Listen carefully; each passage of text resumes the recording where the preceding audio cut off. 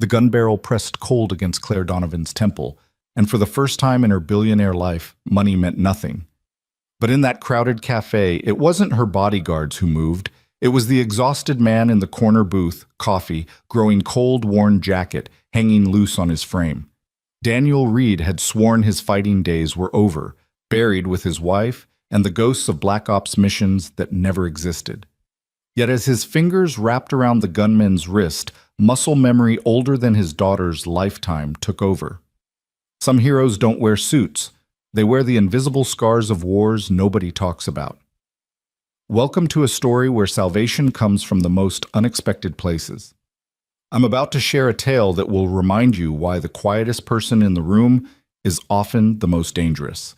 Before we dive in, let me know in the comments what city you're watching from. I love seeing how far these stories travel across our beautiful country. The morning started like any other Tuesday in downtown Chicago. The rain hammered against the windows of Cafe Meridian, creating rivers that raced down the glass and blurred the city beyond.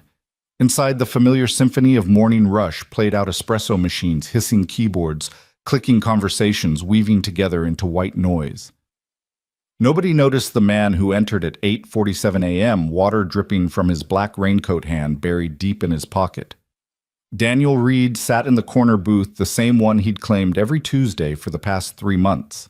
His coffee had gone cold 20 minutes ago, but he hadn't noticed. His attention was fixed on the notebook before him, columns of numbers that refused to add up to anything close to hope. Rent was due in 4 days. Lily needed new shoes. She'd been hiding the holes in her current pair, stuffing them with paper towels so he wouldn't worry. The heating bill was 2 months overdue, and November in Chicago didn't forgive poverty. His calloused fingers traced the numbers again, as if touching them might change their cruel arithmetic. $42 in checking. $800 needed for rent. $300 for utilities. The construction job had ended 2 weeks ago when the foreman's nephew needed work. The warehouse position went to someone younger, someone without the telltale limp that appeared when the weather turned cold. "More coffee, hon." Daniel looked up at Martha, the waitress who'd been working these morning shifts since before his daughter was born. Her face carried the kind of kindness that came from knowing struggle intimately. "Just water, thanks," he said, his voice rough from another sleepless night. Martha glanced at his notebook, recognition flickering across her features. She'd seen that particular brand of mathematics before, the calculus of desperation. Without a word, she refilled his coffee anyway, leaving the check face down with "On the House" scrawled across it.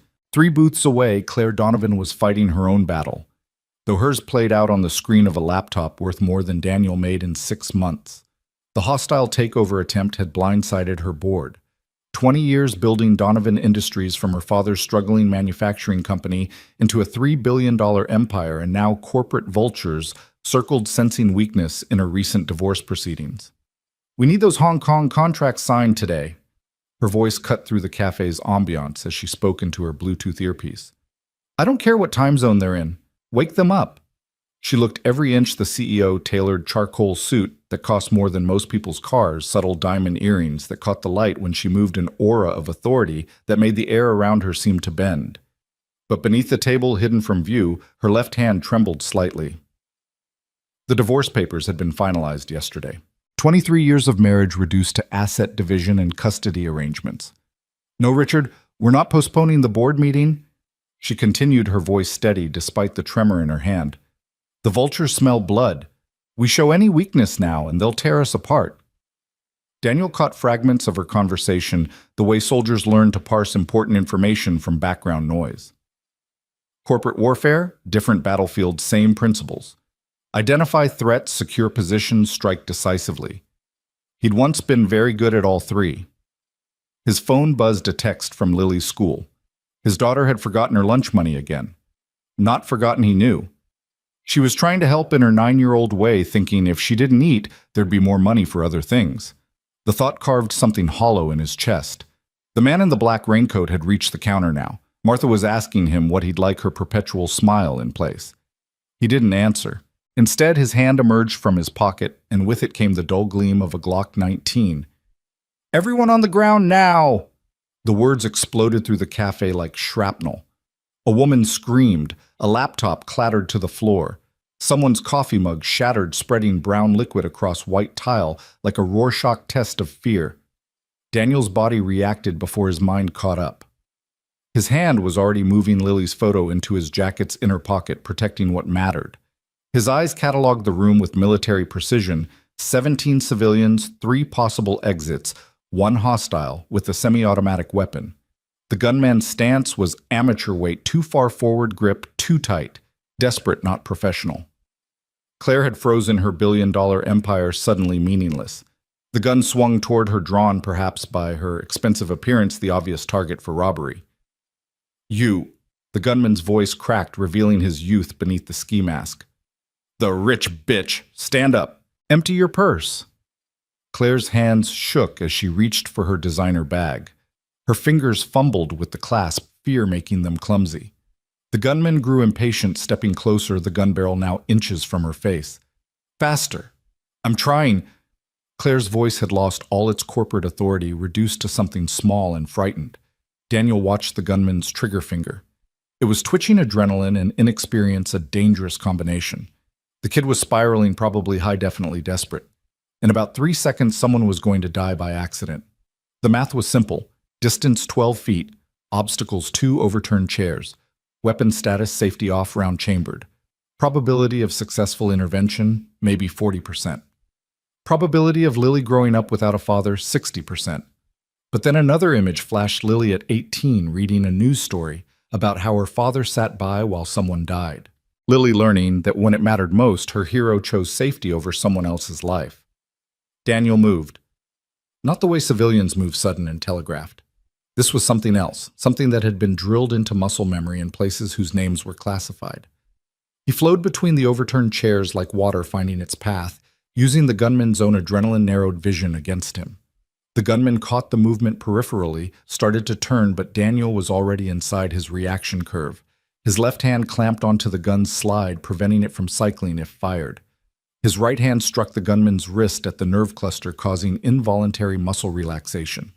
The gun clattered away, sliding under the espresso machine. For a moment, the cafe held its breath. Then the gunman, all 20-something years of desperate choices, swung wildly with his free hand. Daniel slipped the punch, using the kid's momentum to guide him face first into the counter. Not hard enough to kill, just enough to stun. "Stay down," Daniel said quietly, his knee pressing between the attacker's shoulder blades, controlling without crushing. "It's over." The entire confrontation had taken less than 4 seconds. Sirens were already approaching. Someone had triggered the silent alarm. Daniel kept the gunman pinned, gentle but immovable, like a father restraining a child having a tantrum. The kid was crying now, the adrenaline crash hitting hard. "I'm sorry," the gunman kept repeating. "I'm so sorry. My mom, the medical bills, I didn't want to." Daniel's grip gentled slightly. Another soul crushed by the mathematics of desperation. Different choices, same equation. The police burst in with practiced efficiency weapons, drawn voices commanding. Daniel raised his hand slowly, letting them take over. He stepped back, fading into the crowd of witnesses as statements were given. Just another bystander who got lucky. Claire stood frozen, her mind struggling to process what she'd witnessed. The movement hadn't been lucky.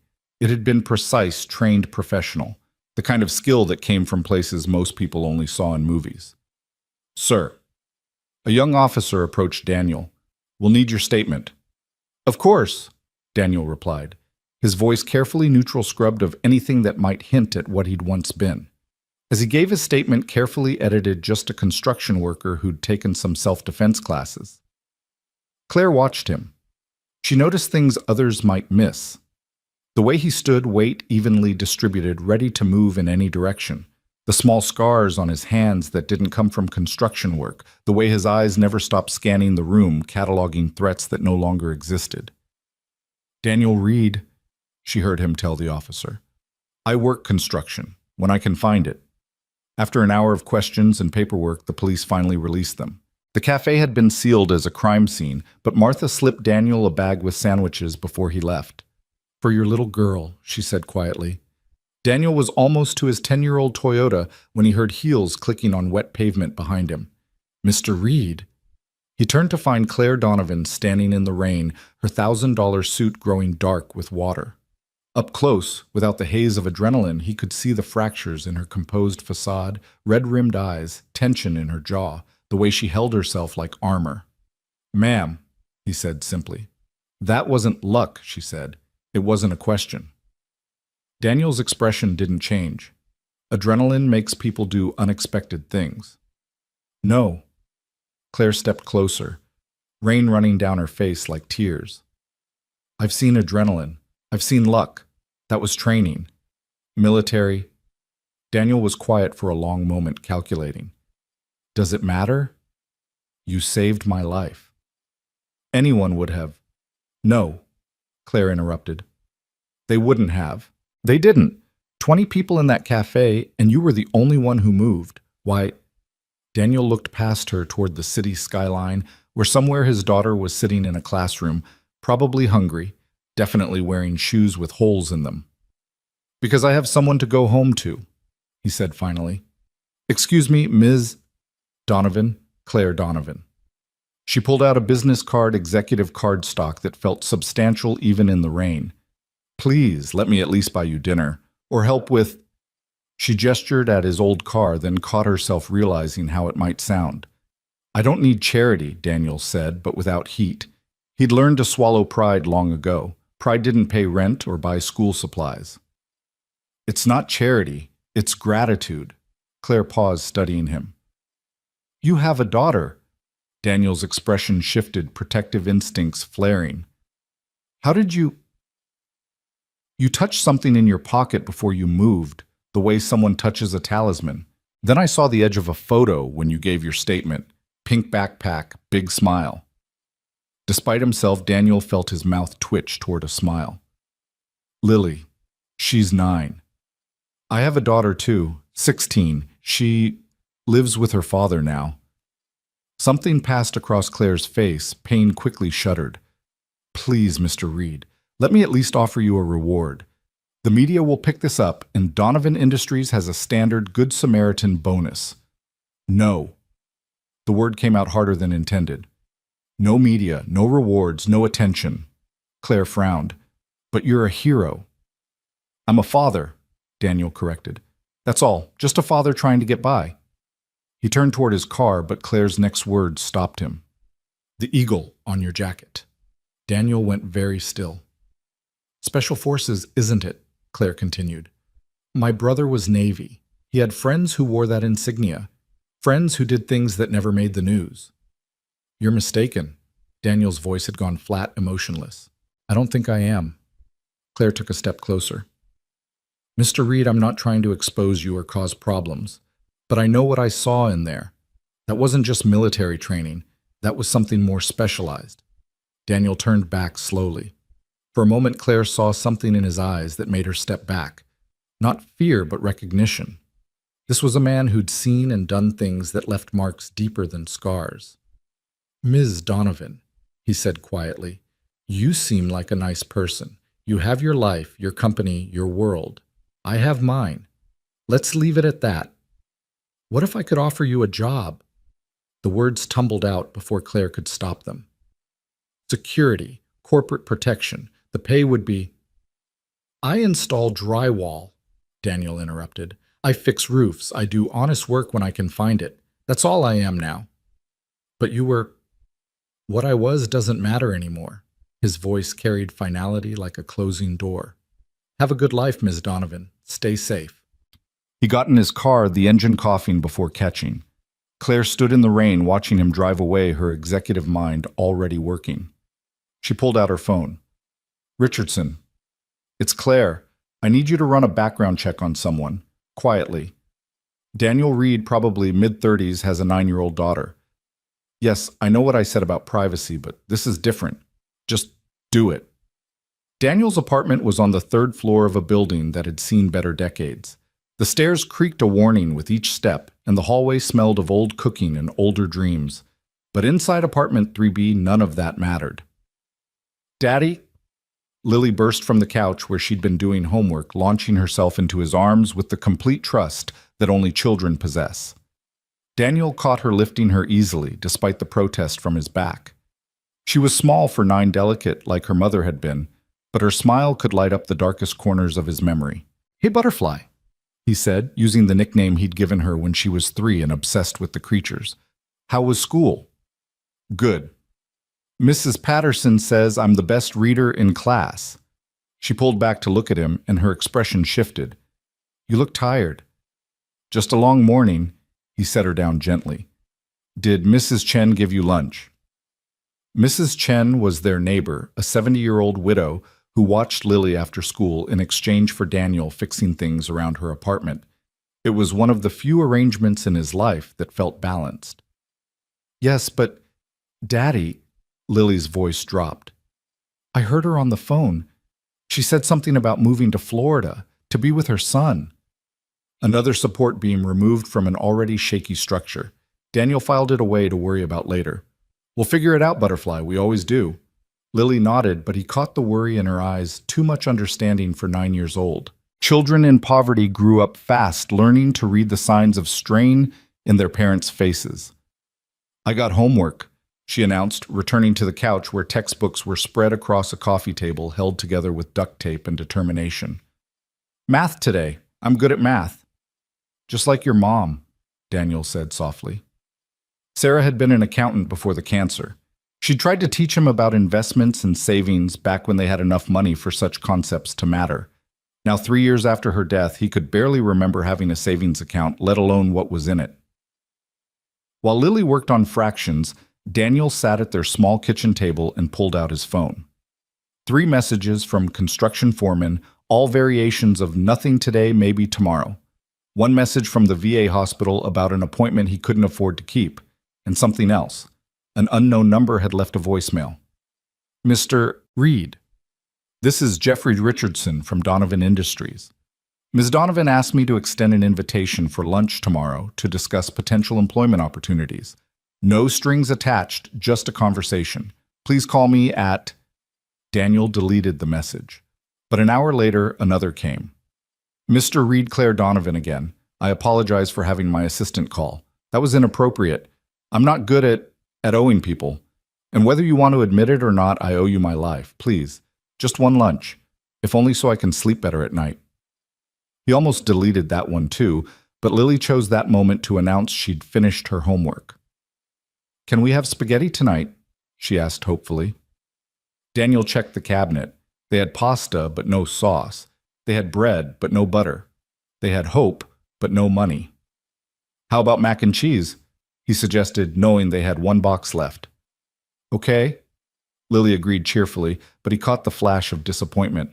The phone felt heavy in his hand. 1 lunch, what could it hurt? That night, after Lily was asleep, Daniel stood at her doorway watching her breathe. The apartment was cold. He'd turned the heat down to save money, but she was bundled under 3 blankets, only her dark hair visible. On her nightstand sat a photo of Sarah taken 2 months before the diagnosis. She was laughing at something off camera, probably one of Daniel's terrible jokes.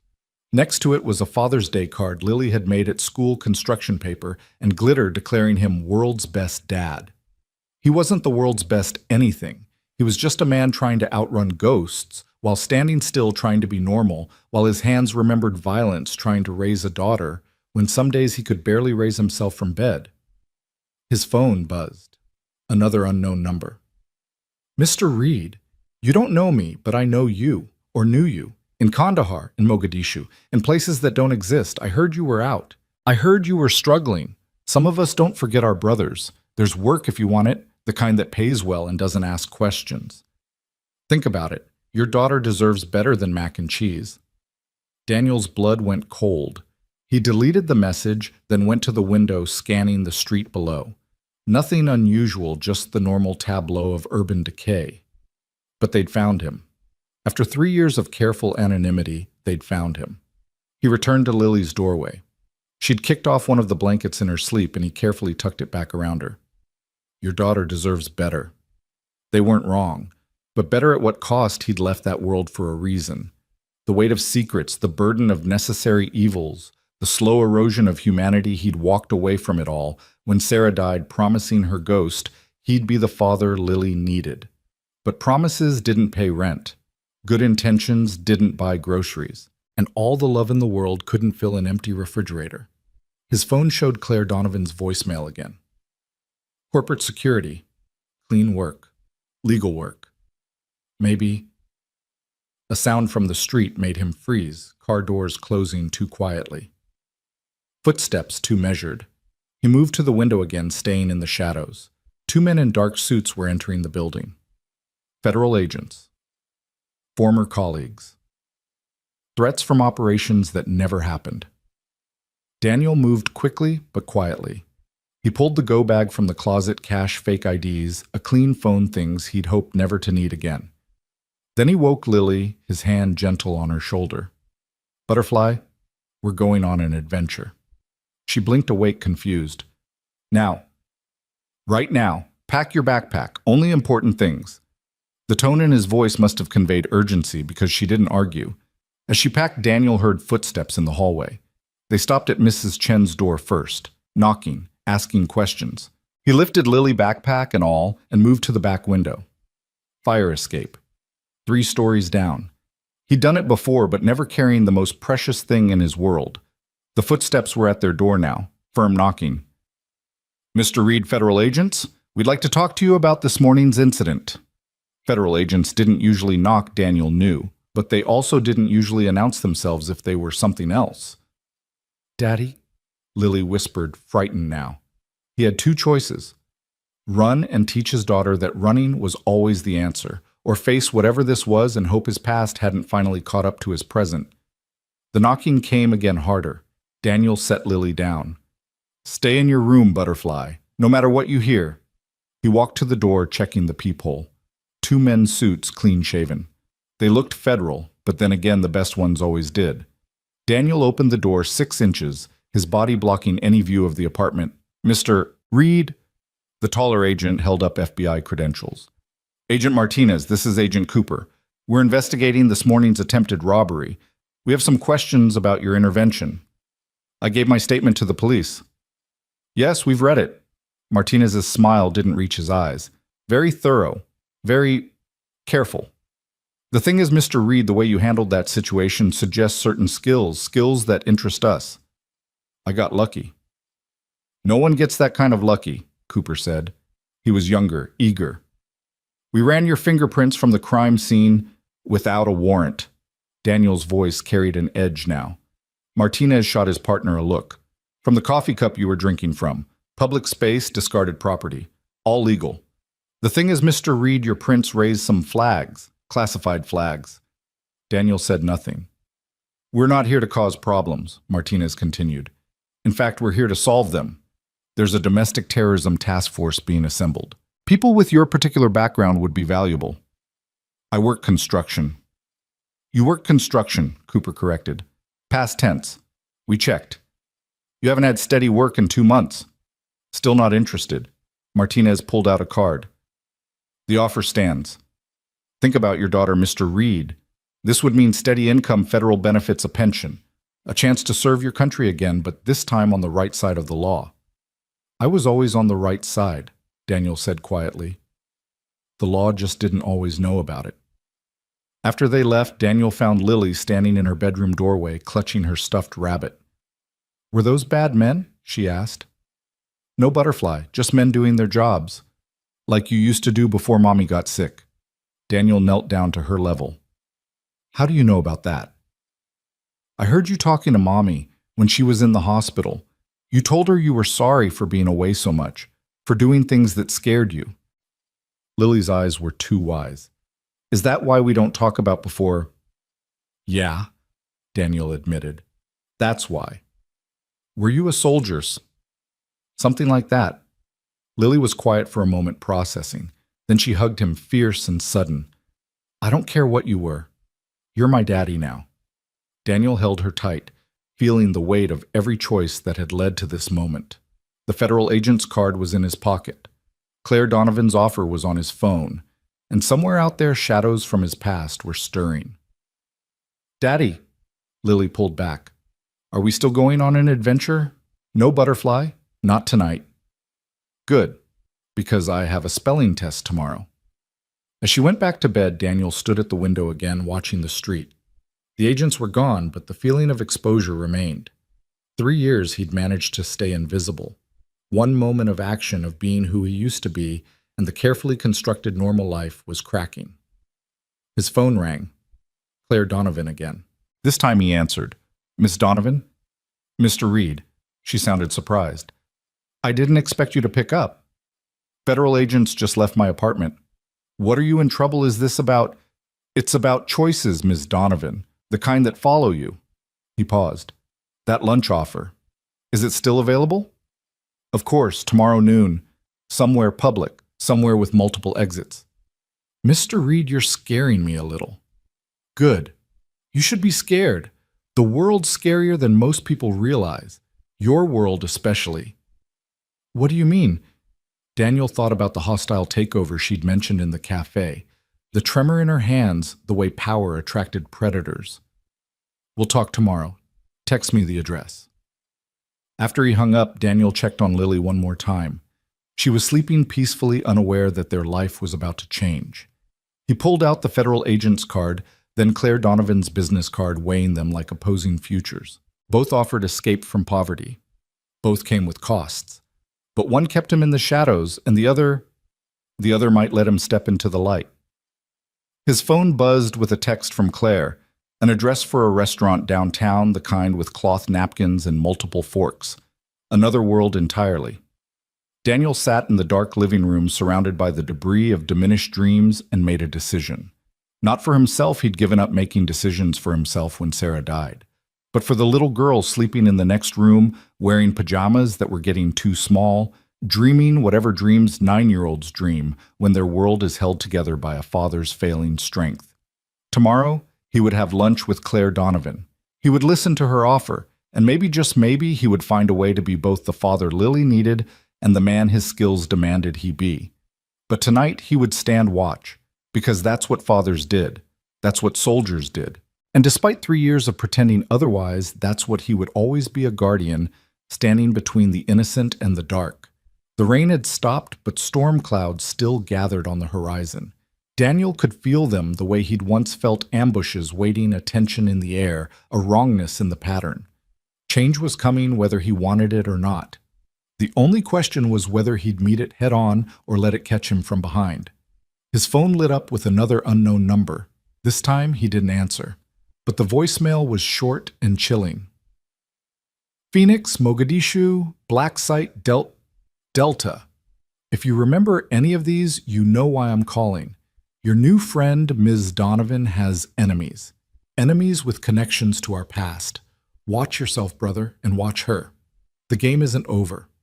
Daniel closed his eyes, feeling the weight of history settling on his shoulders like an old familiar pack. He'd thought he could leave it all behind, the operations that never happened, the enemies who didn't exist, the brotherhood forged in classified fire. But some things you couldn't outrun.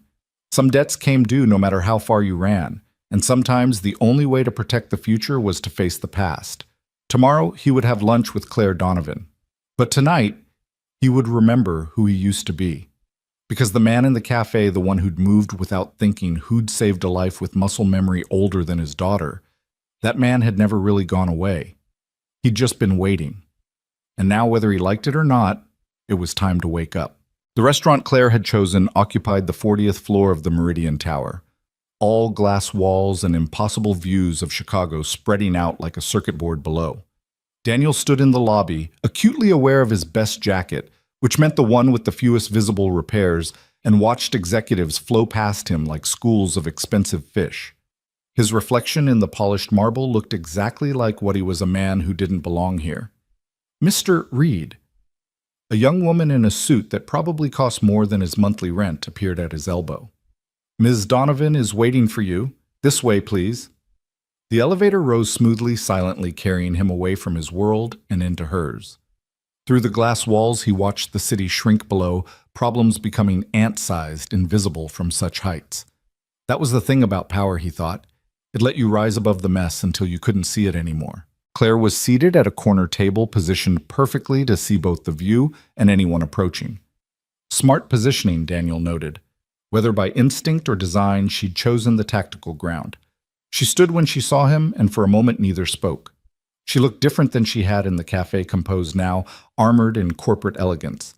But Daniel could still see the fractures the way she held her phone like a lifeline, the slight shadows under carefully concealed eyes.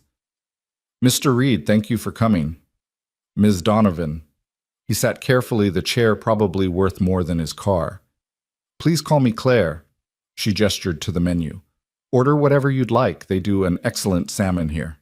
Daniel looked at the menu.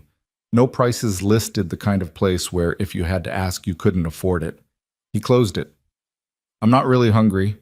Claire studied him for a moment, then closed her own menu. "Neither am I, actually." It's strange, isn't it? How trauma affects appetite. After my father died, I couldn't eat for a week. After my divorce, she trailed off, catching herself. "I'm sorry. You didn't come here for my problems." "Everyone has problems," Daniel said simply. "Rich or poor, we're all fighting something." "What are you fighting, Mr. Reed?" said. "Poverty," he answered honestly, "and the temptation to take shortcuts out of it." Claire leaned forward. "What kind of shortcuts?" "The kind that would take me away from my daughter. The kind that would turn me back into someone she wouldn't recognize." He met her eyes directly. "I got a job offer last night. 2, actually. Neither of them legal. But you're here instead." "I'm here because you're the only one offering something that might let me stay who I've been trying to become." A waiter appeared, silent as smoke. Claire ordered for both of them soup-bread simple things. After he left, she pulled out a tablet. "I had my people do some research, she began, then caught his expression. "Public records only, I promise, though even those are interesting." Daniel Reed, 36 years old, enlisted at 18, military record largely classified but several commendations visible. Married Sarah Chen, a forensic accountant 12 years ago, widowed 3 years ago. One daughter, Lily, enrolled at McKinley Elementary on an academic scholarship. "You've been thorough." "I've been curious. You see, Mr. Reed, I've had bodyguards, lots of them. Ex-military, ex-police, all very qualified on paper, but none of them moved like you did yesterday. None of them would have acted without being paid to." "Maybe that's why I'm broke," Daniel said with a slight smile. "Or maybe that's why you're exactly what I need." Claire turned the tablet toward him. "Donovan Industries is under attack, not physically, corporately. Someone is systematically targeting our contracts, our suppliers, our board members. It started 6 months ago, right when my divorce proceedings began." Daniel studied the data she was showing him, patterns of corporate sabotage, coordinated attacks on multiple fronts. His tactical mind began assembling the picture. "Your ex-husband?" he asked. "Richard wouldn't have the subtlety or the patience. This is something else. Someone else." She pulled up another screen. 3 of my executives have received death threats. 2 have had accidents, a brake line failure, a mugging gone wrong. The police say there's no connection, but you don't believe in coincidences. Do you? Daniel thought about the voice on his phone last night, the warning about Claire's enemies connecting to his past. "No, I don't. I need someone who can see threats before they materialize. Someone who can protect not just my body, but my company. Someone who understands that violence in boardrooms can be just as deadly as violence in war zones." I'm not a corporate security specialist, Ms. Donovan Claire. You're a soldier without a war," Claire interrupted. "And I'm offering you a different kind of battlefield, one where your daughter can visit you at work, one with health insurance and college savings plans, one where you can be both the man you were and the father you need to be." The soup arrived. Daniel watched Claire take a small sip. Her hands steady, now CEO mask firmly in place. But he'd learned to read people in places where misreading meant death, and he could see what this was costing her, asking for help, admitting vulnerability. "There's something else," she said quietly. "The man yesterday, the one with the gun. The police say he was just a junkie looking for quick cash, but I had my people dig deeper. He had no prior record, no drug history, and the gun he was carrying, it was military issue, reported stolen from a National Guard armory 2 weeks ago." Daniel's instincts sharpened. "You think it was a hit?" "I think someone wanted me scared or dead, and I think they failed because of you." She met his eyes. "The question is, was that coincidence, or were you there for a reason?" The question hung between them like a blade. Daniel could lie, maintain his cover as a desperate construction worker who got lucky, or he could step partially into the light. I was there because it's the only place I can afford coffee that doesn't taste like motor oil, he said finally. But you're right about one thing that wasn't a random robbery. The approach was wrong, the timing was wrong, and nobody robs a cafe at 8 in the morning unless they're after something specific. Or someone specific. Or that. Claire pushed the tablet across the table again. This time it showed a number that made Daniel's breath catch. That's the salary I'm offering, plus benefits, plus a signing bonus that would handle any immediate debts. There's also a company apartment available, nothing fancy, but it's in a building with good security and an excellent school district. Daniel stared at the number. It was more than he'd made in the last 3 years combined. Enough to give Lily everything she deserved. Enough to stop the constant calculating, the endless arithmetic of poverty. What's the catch? He asked. The catch is that someone is trying to destroy everything I've built, and I don't know who or why. The catch is that you'd be stepping into a fight that's already started. The catch is that your particular skills, the ones you're trying to leave behind, might be exactly what's needed. Daniel's phone buzzed. A text from Mrs. Chen. Sorry, Daniel. Moving to Florida next week. Can't watch Lily anymore. Another support beam removed. Another calculation that wouldn't balance. He looked out at the city below, then at Claire across from him, waiting for an answer. I need to make a call, he said. Claire nodded, and Daniel stepped away from the table, finding a quiet corner near the windows. He dialed a number he hadn't used in 3 years. Well, well. The voice that answered was amused. Daniel Reed rises from the dead. Marcus, I need a favor. You know favors in our world come with prices, brother. I know, that's why I'm calling. Claire Donovan, what's her connection to our past? There was a long pause. You always were too smart for your own good. Remember Operation Blackwater? Daniel's blood chilled. Blackwater had been a clusterfuck, weapons smuggling, dead civilians, records destroyed. That was 8 years ago. Yeah, well, some grudges have long memories. Claire Donovan's company just got a defense contract worth $2 billion, the same contract that certain people thought was theirs. People who remember you from Blackwater. People who hold grudges. Are you one of them? Marcus laughed, but there was no humor in it. If I was, would I be warning you? Listen, Danny, you want my advice. Take whatever she's offering and watch your six. The past isn't done with you, and now it's not done with her either. Daniel ended the call and returned to the table. Claire was typing on her phone, but she looked up when he sat down. I'll take the job, he said, but we do this my way. I need complete access, your schedule, your contacts, your enemies list. I need to vet everyone in your inner circle, and I need you to trust me even when I tell you things you don't want to hear. Done. Claire extended her hand. When can you start? Now. Daniel shook her hand, noting the calluses that suggested she wasn't just a soft executive. But first I need to pick up my daughter from school, and you're coming with me. Claire blinked. I am... You want me to protect you? Then you need to understand what you're buying. Not just my skills, but my responsibilities. Lily comes first always. If you can't accept that this ends now. Something shifted in Claire's expression. Respect maybe, or recognition. I have a daughter too. Remember, I understand priorities. An hour later, Claire's BMW pulled up outside McKinley Elementary, a building that looked like it had been forgotten by the city decades ago. Paint peeled from walls, windows were reinforced with mesh, and the playground equipment was more rust than metal. This is where Lily goes to school. Claire couldn't hide her shock. Academic scholarship, Daniel reminded her. They have a good gifted program, even if everything else is falling apart. They waited by the entrance as children flooded out. Daniel spotted Lily immediately. She was smaller than the others, walking alone with a book clutched to her chest. When she saw him, her face lit up like sunrise.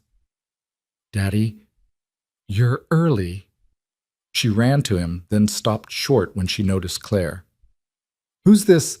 Lily, this is Ms. Donovan. She's my new boss. Lily's eyes widened. You got a job? The hope in her voice nearly broke Daniel's heart. Claire knelt down to Lily's level designer suit, be damned. Your father is going to be working with me, she said gently. He's going to help keep my company safe. Like he keeps me safe? Lily asked. Exactly like that. Lily studied Claire with that unfiltered intensity children possessed. Are you nice? I try to be. Good, because my daddy deserves nice people. Lily took Daniel's hand. Can we go home now? I have to finish my science project. As they walked to the car, Claire watched Daniel transform. The hypervigilant soldier relaxed into something softer, listening as Lily chattered about her day carrying her backpack that was clearly too heavy for her small frame. This was what she was really hiring, not just the warrior, but the father who'd chosen his child over everything else. Ms. Donovan? Lily's voice interrupted her thoughts. Do you have a car? I do. Is it nice? It's very nice. Lily considered this. We have a car too. Makes funny noises, but Daddy says that's just it, talking to us. Claire caught Daniel's slight embarrassment and made a decision. Would you like a ride home? We could all go together. The apartment building looked even worse in the afternoon light. Claire's BMW looked absurdly out of place among the broken windows and graffiti-covered walls. But she followed them up the 3 flights of stairs without comment, though Daniel noticed her cataloging security vulnerabilities. No camera-broken locks, too many blind corners. Inside the apartment, Lily immediately went to the table to work on her project, a solar system made from styrofoam balls and paint. Claire stood in the doorway, taking in the sparse but clean space, the careful organization that spoke of making do with less. Can I help? She asked Lily. Do you know about planets? A little. I studied astronomy in college, actually.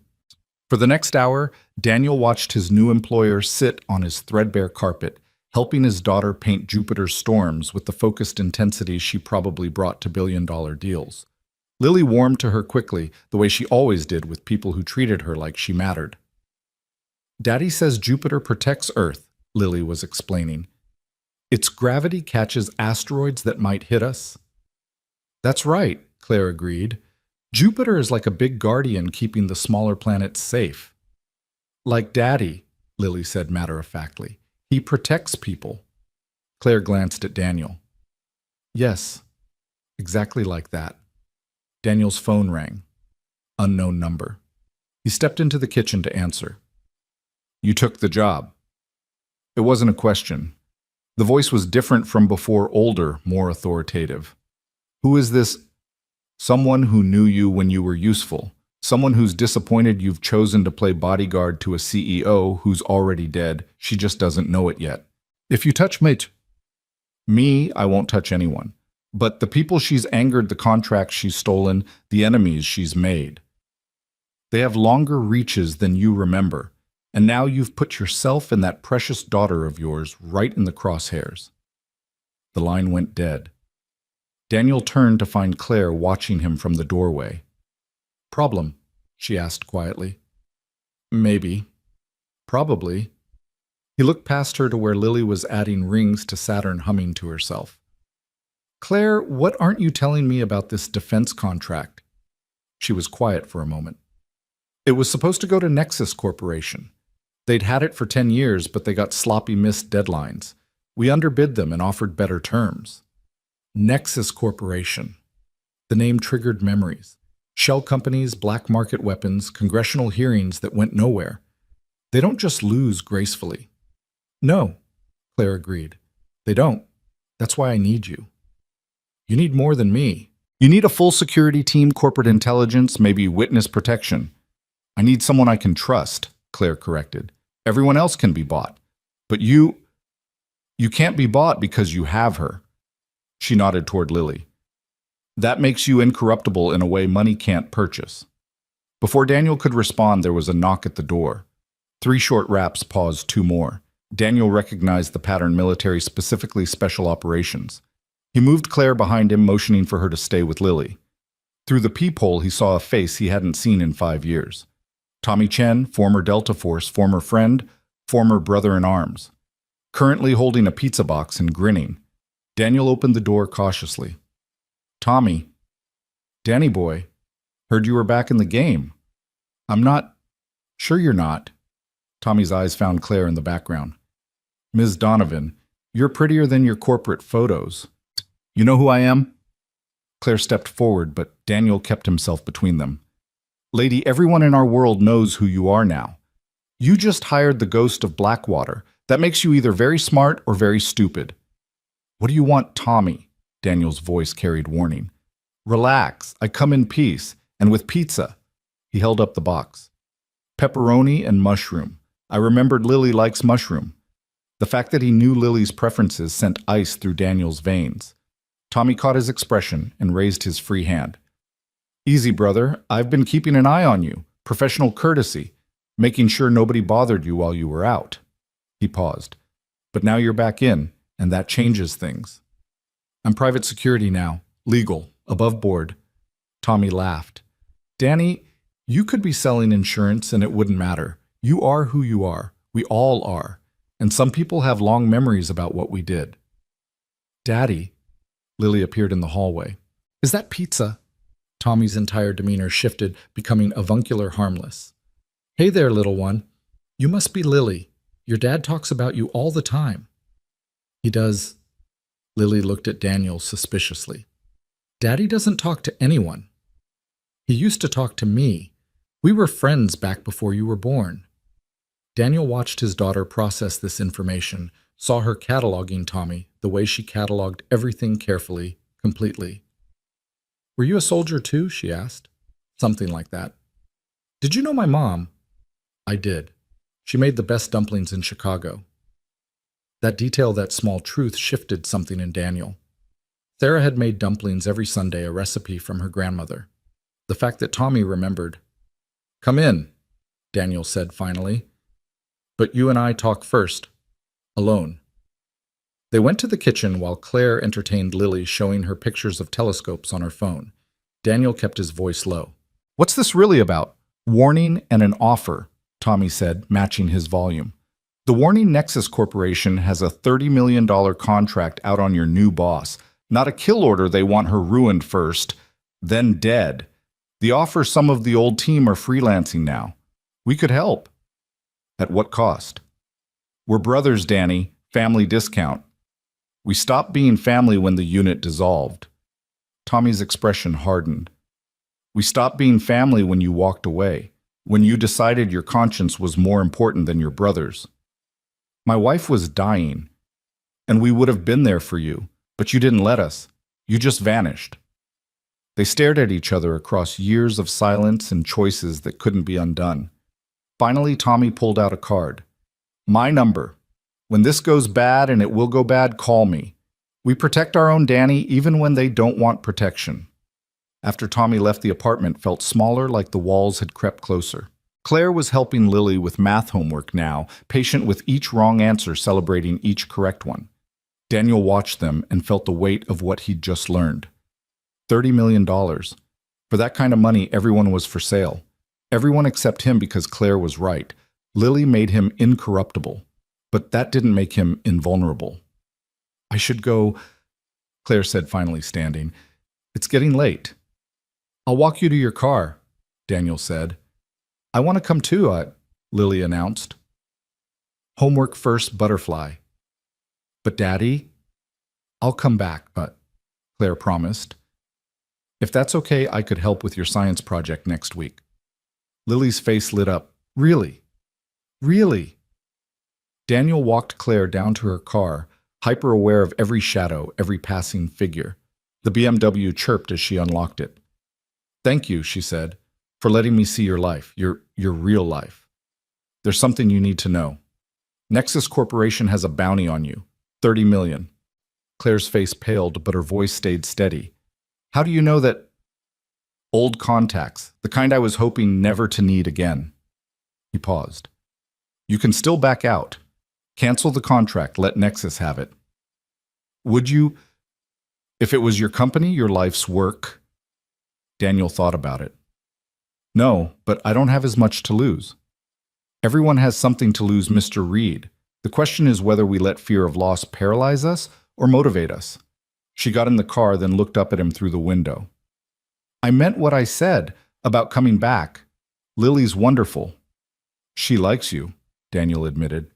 She doesn't like many people. Smart girl. Most people aren't worth liking. Claire started the engine. Tomorrow, 9 a.m., Donovan Industries. Bring your game face, Mr. Reed. The real work starts now. Daniel watched her drive away, then looked up at his apartment window where Lily was probably watching. He waved and saw her small hand wave back. The real work. As if anything about his work had ever been real in the conventional sense. But this felt different. This wasn't about patriotism or duty or following orders. This was about a little girl who deserved better, and a woman who'd sat on his floor painting planets, and the possibility that maybe, just maybe, he could be more than the sum of his sins. His phone buzzed. Text from an unknown number, "You can't protect them both." Daniel deleted it and went inside. Lily was at the table working on Jupiter's moons, now tongue stuck out in concentration. She looked up when he entered. "I like her," she announced. "Ms. Donovan. Claire. She said I could call her Claire." Lily went back to painting. "She's sad, though. Like you are sometimes." "What makes you think I'm sad?" Lily gave him the look that suggested he was being particularly obtuse. "You're always sad, Daddy, ever since Mommy went to heaven. But today you were less sad. When Claire was here." Out of the mouths of babes. Daniel sat beside his daughter, picking up a paintbrush to help with Europa's ice fields. "Maybe we're all a little sad," he said. "That's okay," Lily said philosophically. "Sad people understand each other. That's what Mrs. Patterson says." They painted in comfortable silence until Lily's bedtime. After she was asleep, Daniel stood at the window again, watching the city lights flicker like ground-level stars. Somewhere out there, $30 million worth of threat was circulating, looking for weakness, planning, approach vectors. But for the first time in 3 years, Daniel didn't feel alone in the fight. Claire Donovan might be his employer, but something in her recognition of his daughter, her willingness to sit on a dirty carpet and paint planets, suggested she might be something more. An ally. Maybe even a friend. His phone rang. Marcus again. "Danny, you need to know something. The cafe thing this morning. That was just the opening move. They're going to come at her sideways through her business, her reputation, her family. And if you're standing next to her, they come at me too. And anyone you care about." Daniel looked at Lily's door. "Then I guess I better make sure they don't get that chance." "You can't fight Nexus alone. They have resources, connections, people in every agency." "I'm not alone." "Claire Donovan. She's a civilian Danny. When the real violence starts, then I'll handle it. It's what I do." "What you did. Past tense. You've been out for 3 years. You're rusty. You're isolated, and you've got a vulnerability that everyone can see." "My daughter is not a vulnerability. She's a leverage point. And in our world, leverage is everything." After Marcus hung up, Daniel went through his nightly routine, checking locks, securing windows, placing early warning devices. But tonight he added something new. He pulled out the go bag and updated its contents, adding copies of Lily's medical records, school transcripts, everything she'd need if they had to run. Then he sat in the dark in the chair that faced the door and did what he'd done in 100 safe houses in a dozen countries. He kept watch. Because that's what guardians did. They stood between the innocent and the dark. And sometimes if they were very lucky or very good, they got to see the sunrise. Tonight Daniel would settle for making it to morning. Tomorrow he would walk into Claire Donovan's world and try to keep her alive. But right now his job was simpler.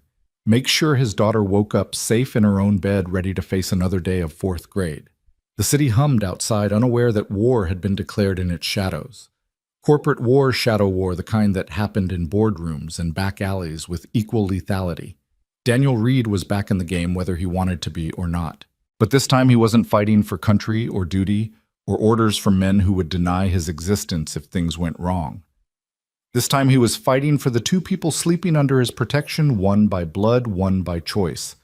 And that he thought, as the night deepened around him, made all the difference. The Donovan Industries building rose 47 floors into Chicago's morning sky, all black glass and steel ambition.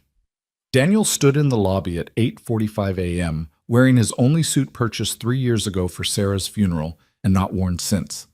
Security guards watched him with professional interest, noting the way he cataloged exits, cameras, defensive positions. Old habits announcing themselves like signatures. "Mr. Reed." A young man appeared, all nervous energy and tablet clutching. I'm James, Ms. Donovan's assistant. She's expecting you. The executive elevator climbed silently past floors of corporate machinery Daniel didn't understand and wasn't sure he wanted to. James was explaining something about security protocols, badge access, parking validation. Daniel heard none of it. His attention was fixed on the reflection in the elevator's polished doors. Two men in suits had entered the lobby 30 seconds after him and were now waiting by the main elevators. Does Miss Donovan have any meetings scheduled this morning? Daniel interrupted. Just the board review at 10. Why? No reason. Daniel memorized the men's faces in the distorted reflection. James, how many ways are there to reach the executive floor? 3 elevators, 2 stairwells. Why are you... Just curious about the layout. The elevator opened onto a floor that breathed money marble reception desk, original artwork, the kind of deep carpet that swallowed footsteps. Claire's office occupied the northeast corner, a glass-walled command center overlooking the city. She was on the phone when they entered, pacing behind her desk with controlled agitation. No, Richard, you can't have the lake house. The divorce is final. Stop calling my office. She ended the call and turned to Daniel, frustration shifting to something like relief. Mr. Reed, welcome to corporate America. We need to talk about your security, starting with the 2 men who followed me into the building. Claire's expression sharpened. Description. Mid-30s, professional suits but wrong shoes, tactical boots, not dress shoes. They're trying to blend, but they're military or ex-military. They split up at the elevators, probably taking different routes up. Claire moved to her desk, pressing an intercom. Security to the executive floor, possible unauthorized access. Also, Daniel continued, your ex-husband. How bitter is the divorce? On a scale of 1 to 10, 15. Claire pulled up something on her computer. Richard got the house in Winnetka half the joint assets, but he wanted more. He wanted the company shares my father left me. Would he work with Nexus? Richard would work with the devil himself if it meant hurting me. She paused. You think he's involved? I think $30 million makes strange bedfellows. Daniel moved to the window, checking angles. This office is too exposed. Anyone with a rifle and a building within 800 meters has a clear shot. Comforting thought. I'm not here to comfort you. I'm here to keep you alive. Before Claire could respond, the door burst open. Not security, the 2 men from the lobby moving with practiced coordination. Daniel was already in motion, pushing Claire behind the desk as the first man reached for something inside his jacket. The math was instant. 2 hostiles, 1 client to protect limited cover. Daniel grabbed the desk lamp, heavy brass, expensive, perfect, and launched it at the first man's head. It connected with a satisfying crack, sending him stumbling. The second man was faster, smarter. He had his weapon out, not a gun, a taser. Less lethal, meant to incapacitate, which meant they wanted Claire alive. Daniel rolled across the desk using momentum to close distance. The taser fired electrodes cutting through air where he'd been a second before. Before the man could reload, Daniel was on him, applying a chokehold that would drop him in 8 seconds. But the first man was recovering blood streaming from his scalp, reaching for his own weapon. Claire, to her credit, didn't freeze. She grabbed the award from her desk, some crystal monstrosity for business excellence, and brought it down on his reaching hand. Bones cracked. Security finally arrived, flooding the office with uniforms and questions. The 2 attackers were zip-tied, searched, processed. They carried no identification, refused to speak. Professional contractors. Take them to holding, Claire ordered, every inch the CEO, despite the adrenaline shaking. Call CPD, but keep this quiet. No media. After security left with the attackers, Claire sank into her chair. That's twice in 2 days someone's tried to hurt me. No, Daniel corrected. Yesterday was meant to kill you. This was meant to take you. Alive. Which means someone wants information or leverage. The difference being, dead, you're just gone. Alive, you can be useful. The question is, useful for what? Claire's phone rang. She looked at the screen and paled. It's my daughter. She never calls during school unless... She answered. Sophia. What's wrong? Daniel could hear the crying through the phone, teenage hysteria, barely contained.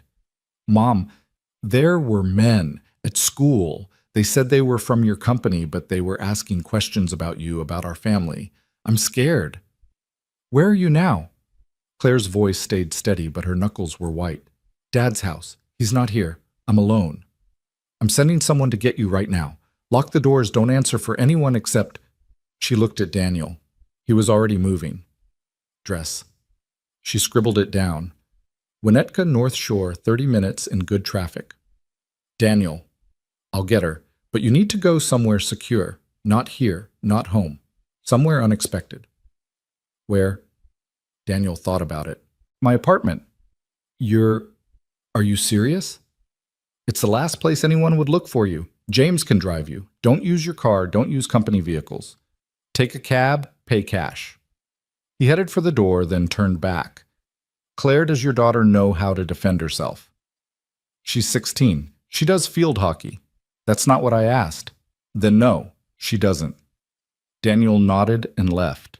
The elevator ride down felt eternal.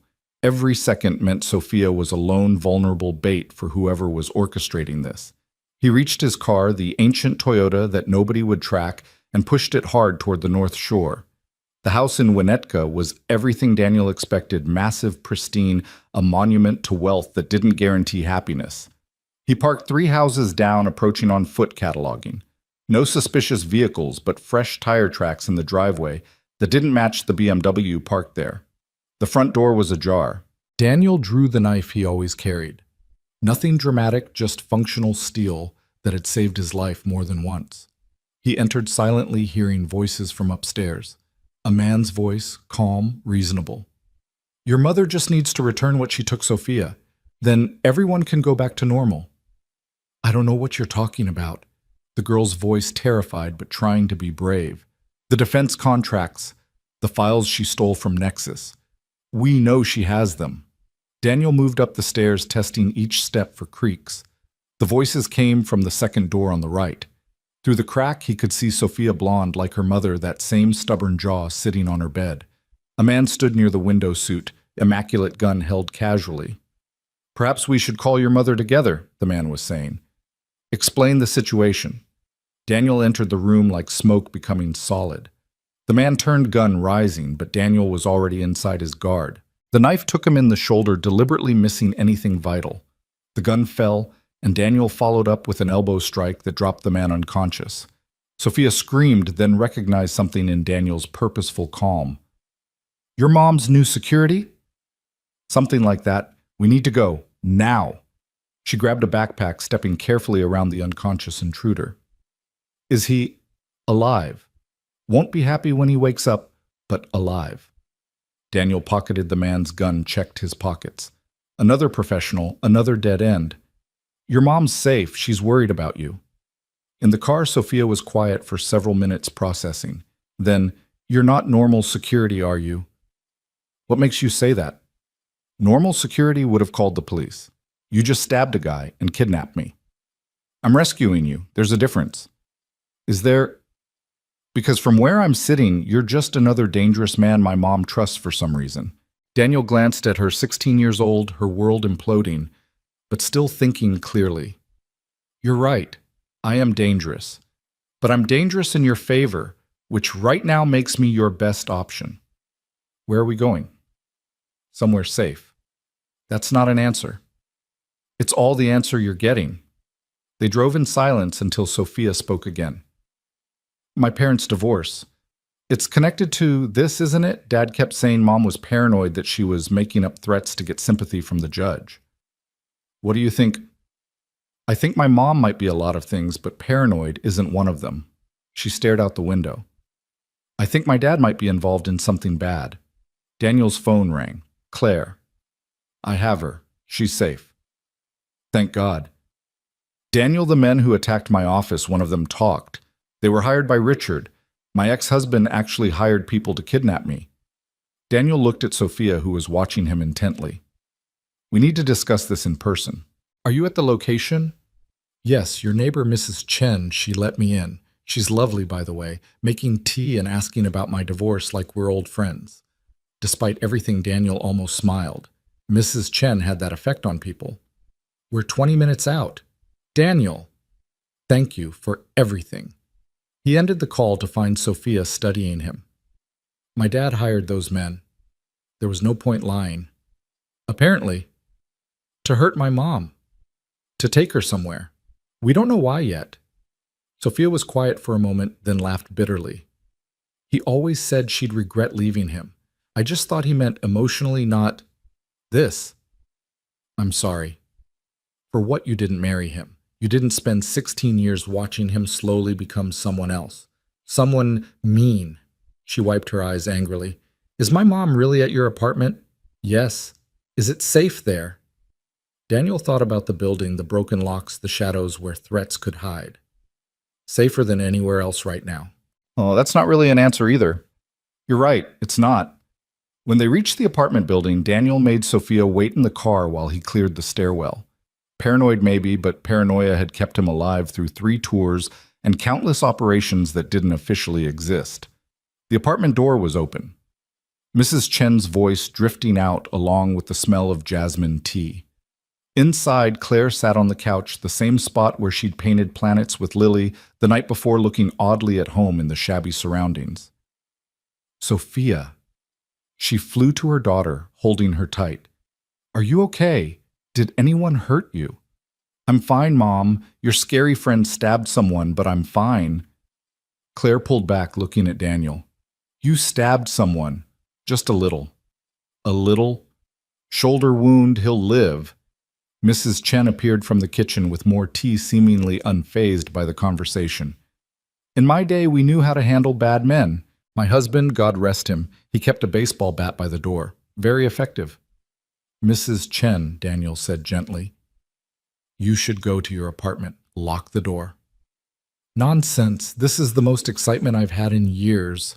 She settled into the threadbare armchair like a queen on her throne. Besides, someone needs to be here when little Lily gets home from school. Daniel checked his watch. 2:30. Lily would be home in an hour, walking into whatever this was becoming. We need to move, he said. All of us. Somewhere actually secure. Where? Claire asked. My house is compromised. Richard knows all my properties. The company isn't safe. I might have an option. Daniel pulled out the card Tommy had left. He didn't want to make this call, didn't want to owe these kinds of favors, but Lily's safety trumped his pride. Give me a minute. He stepped into the bedroom, dialing. Tommy answered on the first ring. That was faster than I expected. I need a safe house, tonight. Secure enough for 2 adults, 2 kids. Kids? Tommy's voice sharpened. Danny, what have you gotten into? The client's daughter is 16. And Lily, I can't leave Lily out of this.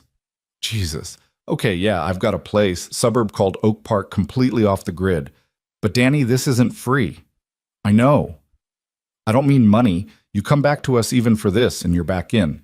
You understand the team has work, good. Work, necessary. Work. We could use you. Daniel looked through the doorway at Claire, comforting her daughter, at Mrs. Chen pouring tea, like this was a social visit at the life he'd built that was crumbling around him. Just the safe house, Tommy. Nothing else.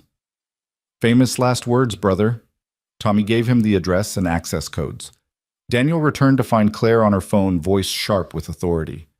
I don't care what the board says. Richard is no longer authorized for any company access. Yes, revoke everything. Key cards, passwords, parking pass, everything. Sophia sat beside her, looking younger than 16, overwhelmed by the collapse of her family's facade. Mrs. Chen was patting her hand, murmuring something about resilience and women surviving worse. Daniel's phone buzzed. School alert, early dismissal due to a water main break.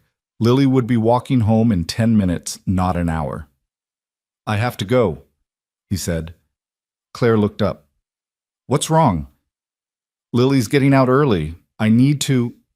The apartment door exploded inward. Not kicked, blown. The concussion knocked everyone sprawling, ears ringing, vision blurred. Through the smoke, figures in tactical gear poured in weapons raised laser sights cutting through the haze.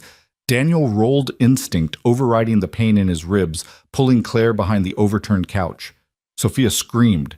Mrs. Chen was on the floor, not moving. Nobody move. The lead operator's voice was mechanically distorted. Claire Donovan, you're coming with us. Like hell she is, Daniel growled, calculating angles. 6 operators, full tactical gear, automatic weapons. The math was impossible. But then another voice, familiar and amused, "Stand down, Danny. Nobody needs to die today." Richard Donovan stepped through the ruined doorway, immaculate in a suit that probably cost more than the apartment. He looked at his ex-wife with satisfaction, at his daughter with dismissal, at Daniel with mild interest. "So you're the famous Daniel Reed, the ghost of Blackwater. I have to say, I expected someone more impressive." "Dad?" Sophia's voice was small, disbelieving. "What are you doing? Business, sweetheart, adult business. You wouldn't understand." "You're terrorizing Mom. I'm recovering what's mine. What she stole in the divorce." He turned to Claire. "The Nexus files. I know you have them. Evidence of their dealings, their congressional bribes, their black market operations." "I don't know what you're talking about," Claire said, but Daniel heard the lie in it. "Of course you do. You've been gathering evidence for months, planning to expose them, destroy them. Noble, really. Stupid, but noble." One of the operators spoke. "Sir, we need to move. Local law enforcement will respond to the explosion." "In this neighborhood," Richard laughed, "we have at least 20 minutes. He looked at Daniel. "Here's what's going to happen. Claire comes with us. We have a conversation about those files. Then, depending on her cooperation, maybe she goes home. Maybe she doesn't." "Dad, you can't—" "Sophia, be quiet. You're emotional. You don't understand." "I understand you're a monster." Tears were streaming down her face. "Mom was right about you." Richard's face darkened. "Watch your tongue, young lady. Or what? You'll kidnap me too." The slap was sudden, vicious. Sophia fell back, blood on her lip. Claire lunged forward, but the operator's weapons tracked her laser dots clustering on her chest. That's when Daniel heard it, footsteps on the stairs.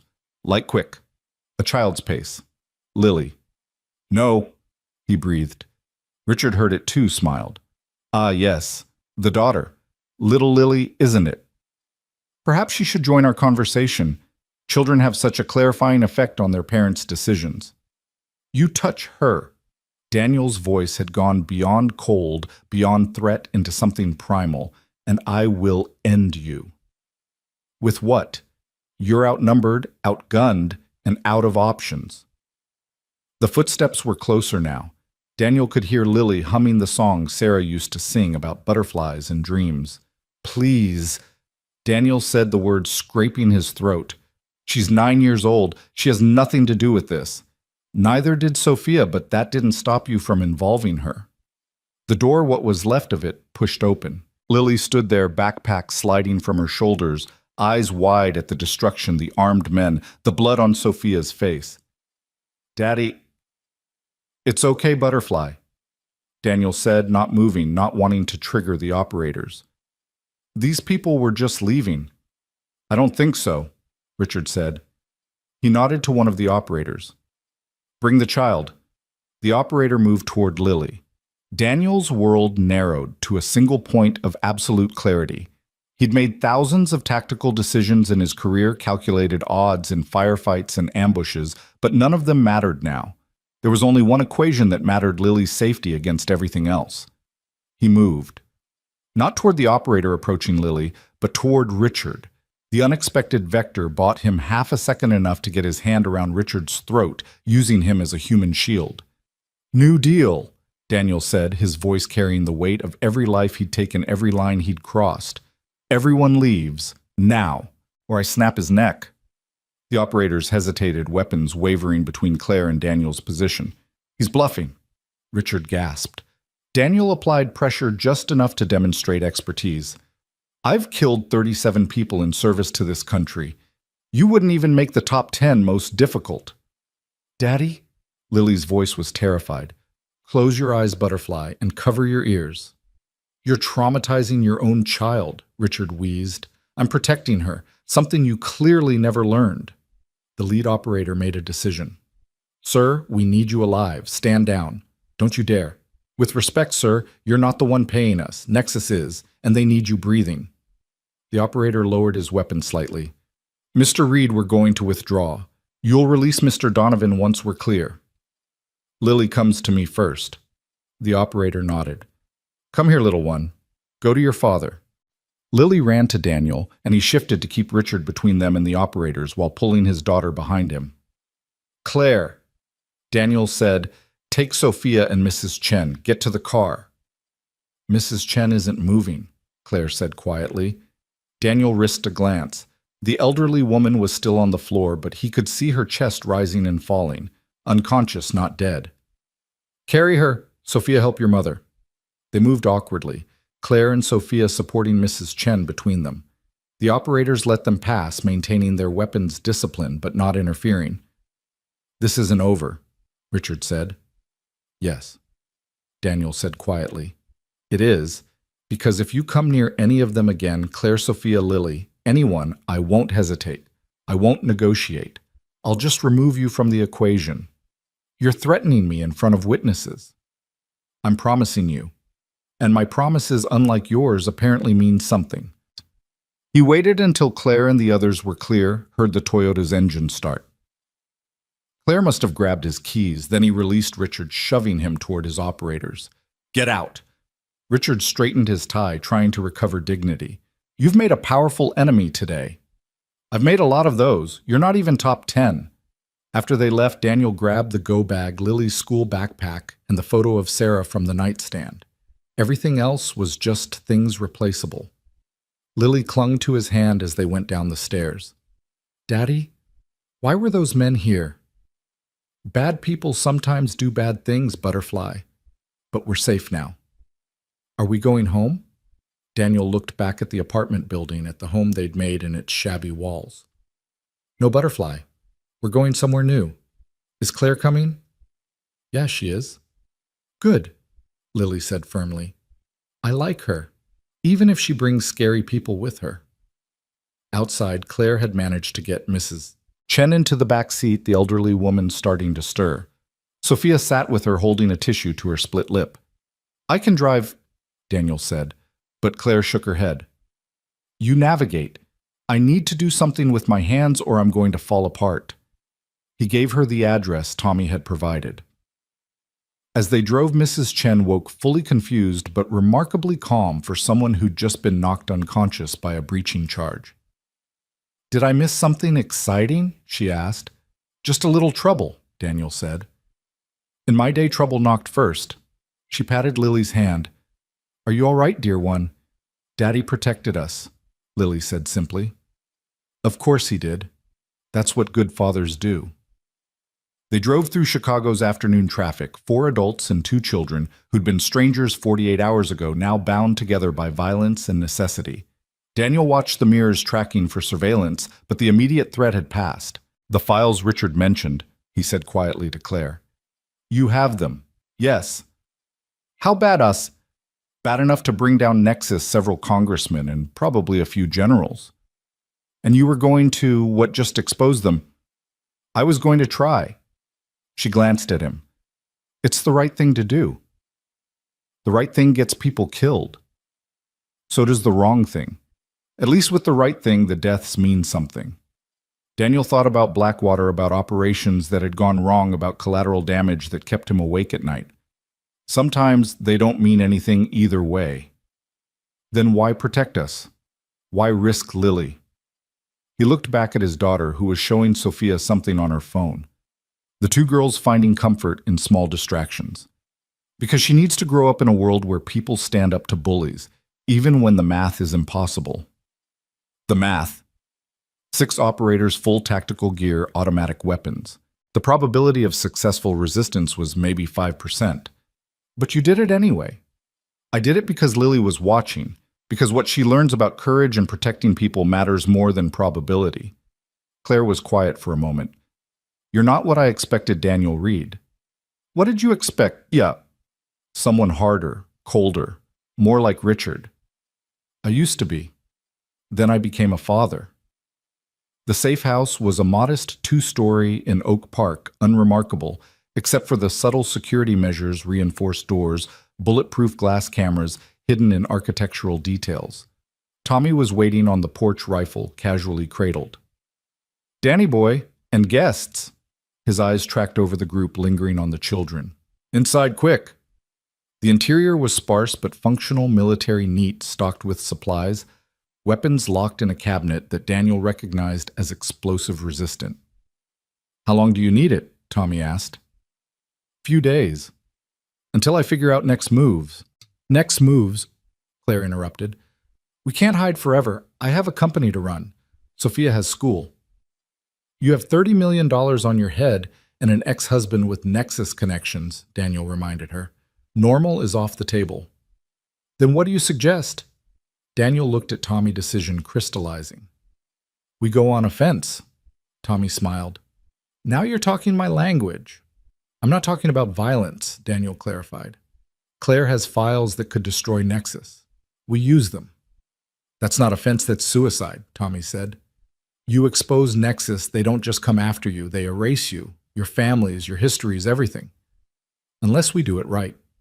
Unless we make it so public, so undeniable that killing us becomes pointless." Claire was already pulling out her laptop. "I have contacts at the Tribune, the Sun-Times, even the Washington Post. If we coordinate releases." "It's not enough," Daniel said. "Media can be suppressed, stories can be buried. We need something bigger." "Like what?" Daniel turned to Tommy. "You said the team was working. What kind of work?" "The kind that pays well and doesn't generate paperwork." "For who?" Tommy hesitated. "Various interests, some corporate, some governmental, some undefined. Any of them have problems with Nexus." "Danny, what are you thinking?" "I'm thinking that in our world, the enemy of my enemy is useful, and Nexus has made a lot of enemies." Tommy considered this. "There might be some people who'd be interested in seeing Nexus fall. People with resources, connections." "Make the calls." "This is going to cost you, Danny, not money involvement. You come back to the team for this." Daniel looked at Lily, who was curled up on the couch next to Sophia, both girls exhausted from adrenaline crash. Then at Claire, who was watching him with something that might have been hope. "Temporary basis only," he said finally. "This operation only." "That's what they all say." Tommy pulled out his phone. "I'll make some calls. You all should rest. You look like hell." As Tommy stepped outside, Claire approached Daniel. "Thank you. For Sophia. For everything." "It's what you're paying me for." "No," she said softly. "It's not. What you did back there threatening Richard, that wasn't about money. It was about Lily. It was about all of us. You made us your responsibility." She touched his arm lightly. "I know what that cost someone like you, the weight of it." Before Daniel could respond, Lily appeared at his side, wrapping her arms around his waist. "Are we safe now, Daddy?" He knelt down to her level. "We're working on it, Butterfly." "Is this because of your old job, the one that made you sad?" Daniel glanced at Claire, then back to his daughter. "Sometimes old jobs follow us even when we try to leave them behind." "But you'll fix it." "I'll try." Lily studied him with those serious eyes that saw too much. "You'll do more than try. You'll fix it because that's what you do. You fix things and protect people." She went back to the couch, settling next to Sophia again. The teenager put an arm around her, protective instinct crossing the age gap. "Your daughter's remarkable," Claire said. "She's had to be." "Daniel, when this is over. Let's focus on getting through it first." But Claire pressed on. "When this is over, I want you to stay. Not just as security, as something more." "Claire, I know it's complicated. I know we barely know each other, but in the last 2 days you've shown me more loyalty and protection than Richard did in 20 years of marriage. You're scared. Adrenaline makes people feel things clearly," Claire finished. "It strips away pretense and shows us what matters. And what matters is that my daughter finally feels safe because you're here. I finally feel safe." Daniel didn't know how to respond to that, so he didn't. He went to the window, watching the street falling back on the familiar comfort of standing watch. Behind him, Claire returned to her laptop, working on exposing the corruption that threatened them all. Mrs. Chen was in the kitchen, somehow making tea from the meager supplies. The girls were quiet on the couch, exhausted innocents finding comfort in proximity. And outside, Tommy was setting things in motion that couldn't be stopped once started. The war Daniel had walked away from had found him anyway, But this time he wasn't fighting for abstract concepts like patriotism or duty.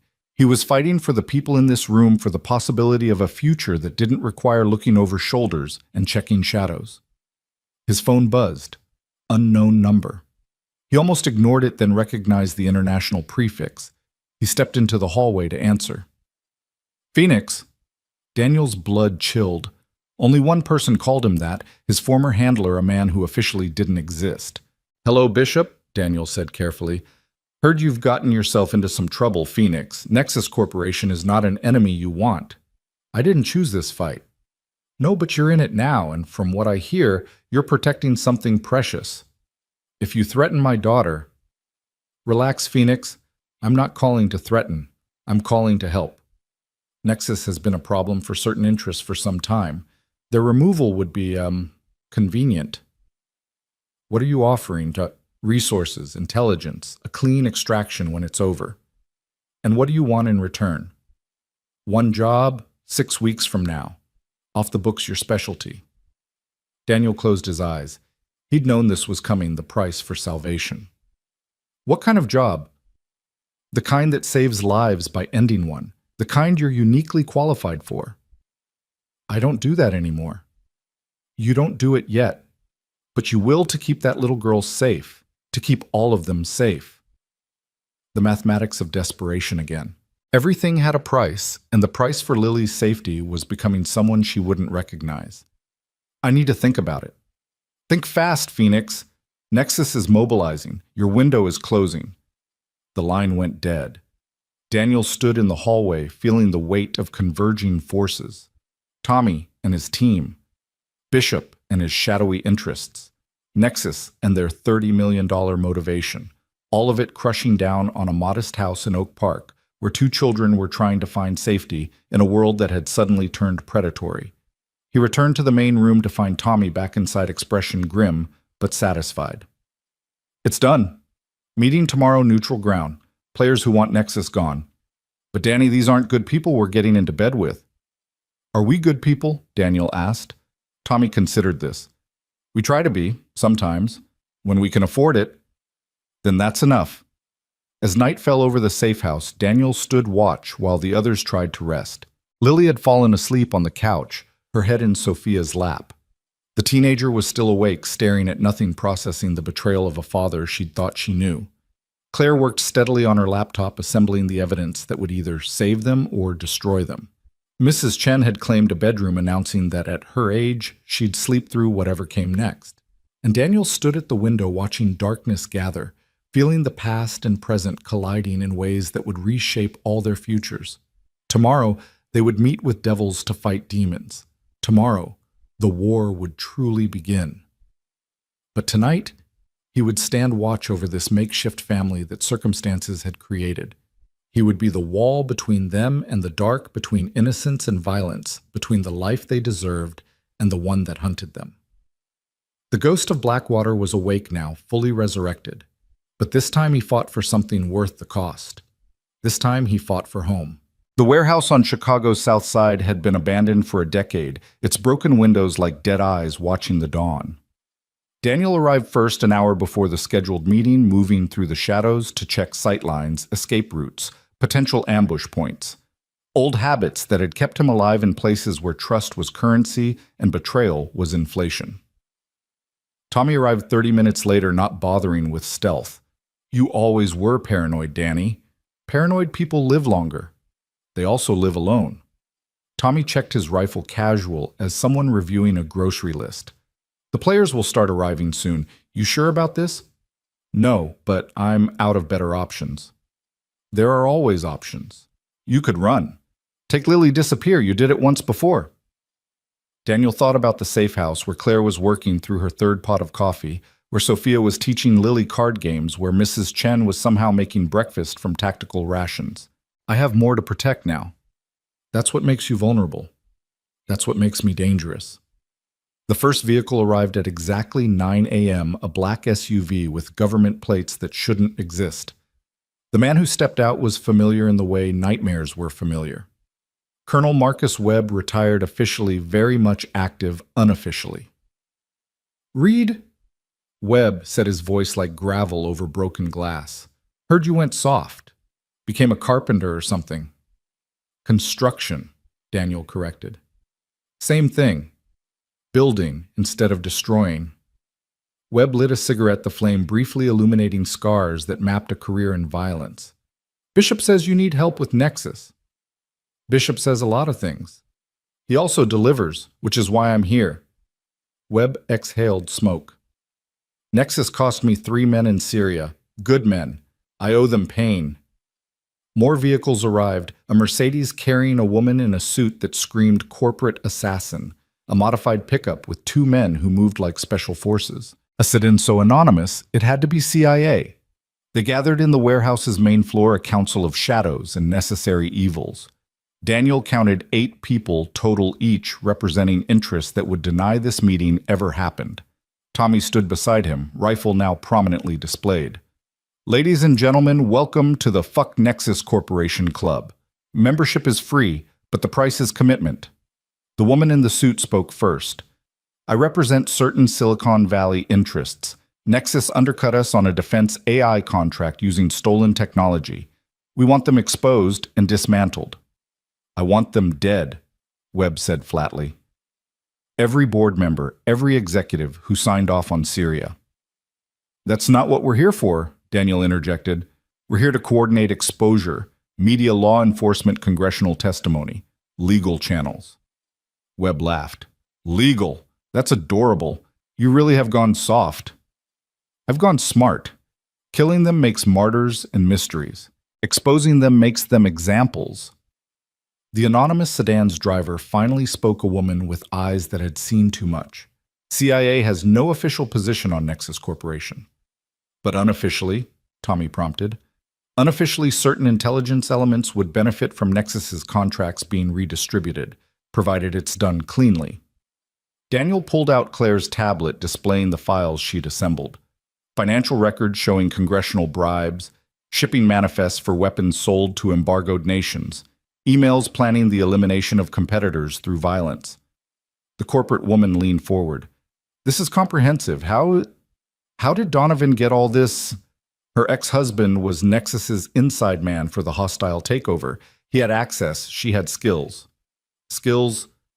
Her late sister was NSA, taught Claire some tricks before she died. Webb stubbed out his cigarette. So we have evidence. What's the play? Daniel had thought about this all night, standing watch while others slept.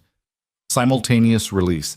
Every major media outlet, every law enforcement agency, every congressional oversight committee, all at once, too big to suppress. Nexus won't go quietly, the CIA woman observed. They have assets contractors. They'll come at everyone involved. Which is why we need to coordinate protection. Safe houses, security details, contingency plans. That costs money, Webb said. The corporate woman smiled. Money isn't a problem. Nexus's stock will crater once this releases. Certain parties are already positioned to profit from that collapse. Insider trading, Tommy asked. Investment strategy, she corrected. Perfectly legal when the information becomes public. Daniel's phone buzzed. Claire texting, problem at safe house. Come back now. I need to go, Daniel said. We're not done here, Webb protested. Tommy will coordinate. I have an emergency. He left them arguing details, driving fast through morning traffic. Every red light felt eternal, every slow driver a potential obstacle. The text had been brief, but Claire never exaggerated threats.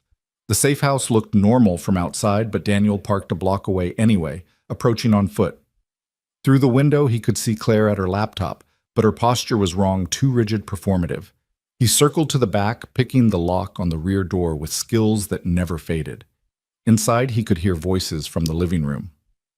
Mommy, why is that man pointing a gun at us? Lily's voice, scared but trying to be brave. Daniel's world went red at the edges. He moved through the kitchen, silent as death, until he could see the scene. A single gunman professional stance weapon trained on the couch where Lily sat with Sophia. Claire was at her laptop being forced to do something. Mrs. Chen was nowhere visible. The gunman was focused forward, classic mistake, assuming the threat would come from where he was looking. Daniel crossed the room in 3 steps, his arm around the man's throat before he could react. The gun dropped, and Daniel applied pressure until the man went limp. "Daddy!" Lily ran to him, burying her face in his chest. "It's okay, Butterfly. Are you hurt?" "No, but Mrs. Chen, he hit her. She's in the bedroom." Daniel passed Lily to Sophia. "Watch her." Then to Claire. "What did he want?" "The files. He wanted me to delete everything, all the backups." Claire's hands were shaking. "Daniel, he knew about the meeting. He knew you'd be gone." Which meant they had a leak. Daniel zip-tied the unconscious gunman, then checked on Mrs. Chen. She had a bruise forming on her cheek, but was awake, more angry than hurt. "In my day, thugs had manners," she muttered. This one just walked in, no courtesy at all. Daniel's phone rang. Tommy. "We have a problem," Tommy said without preamble. "Webb's dead, shot leaving the warehouse. Professional hit. 10 minutes ago. Danny, they knew about the meeting. They're cleaning house." Daniel looked at the unconscious gunman on his floor. "They're not the only ones. Pack everything. We're moving. Now." "Where?" Daniel thought fast. Every safe house would be compromised, every ally potentially turned. There was only one place Nexus wouldn't expect, one sanctuary they couldn't have predicted. "The church," he said. "St. Mary's on the west side."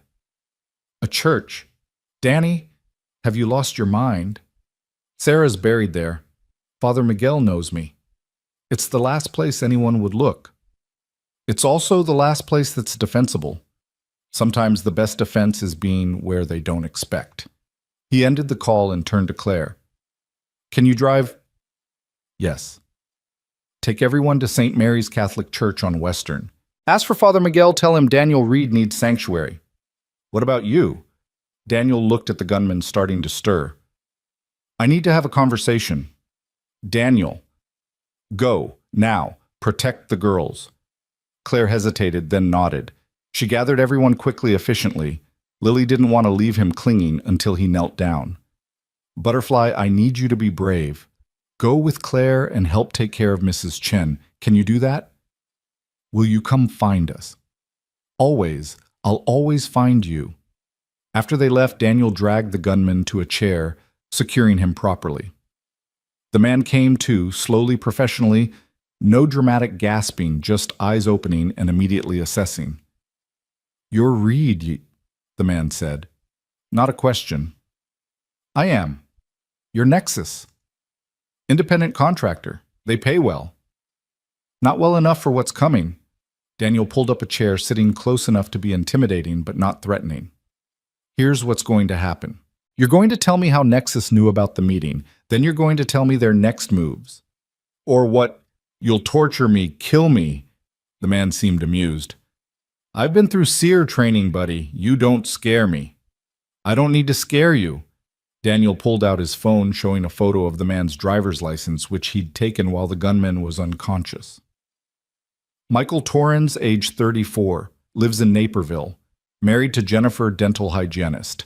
2 kids, Michael Jr., age 8, and Ashley, age 6. The man's amusement vanished. "I'm not threatening them," Daniel continued. "I don't hurt innocents, but Nexus does. And when they find out you've been compromised, that I have your information, what do you think they'll do? Loose ends get cut in their world." Torrens was quiet for a long moment. "You're offering protection. I'm offering you a chance to walk away breathing and with your family intact, but only if you talk. Now." They have someone inside your group. Not the meeting, someone close to Donovan. "Who?" "I don't know. My job was just to scare them. Make Donovan delete the files, but there's more coming. Nexus has a cleaner en route from DC, real specialist. Someone who makes problems disappear permanently. Name, they call him the Surgeon. Never leaves marks, always looks accidental. He'll be here tonight." Daniel processed this. A professional cleaner meant Nexus was escalating beyond corporate warfare into something final. "How many others are hunting us?" 4 teams that I know of, maybe more. The bounty went up 50 million now. 50 million for Donovan, dead or alive. Daniel stood. "You're going to disappear. Take your family on vacation, today. Don't come back for a month. They'll know I talked. They'll know you survived when you shouldn't have. That's enough to mark you anyway. Run or die, your choice. He cut Torrens loose, keeping the gun. The man rubbed his wrists, studying Daniel. You were really Blackwater, among other things. They say you killed an entire unit in Afghanistan. Friendly fire. They say a lot of things. Daniel moved to the door. 30 minutes, then I call Nexus and tell them where to find you. Use the time wisely. St. Mary's Catholic Church stood like a stone prayer in a neighborhood that had forgotten God. The building was old solid, a relic from when the area had been Irish Catholic instead of gentrified hipster. Daniel parked 3 blocks away, approaching carefully, but the streets were empty except for morning joggers and coffee seekers. Father Miguel was waiting at the side entrance, an old man whose eyes had seen suffering and chosen compassion anyway. Daniel, it's been too long. Father, thank you for this. Your friends are in the basement. The young one, Lily, she asked if her mother was here. Daniel's chest tightened. Sarah's been gone 3 years. I know, but the child seemed to think she might be visiting. The priest studied him. She understands death, but not its permanence. She still believes in miracles. Don't we all? The church basement had been converted into a community shelter years ago. Cots, blankets, a small kitchen. Claire was at a folding table, laptop open, working. Sophia sat with Lily, teaching her a card game.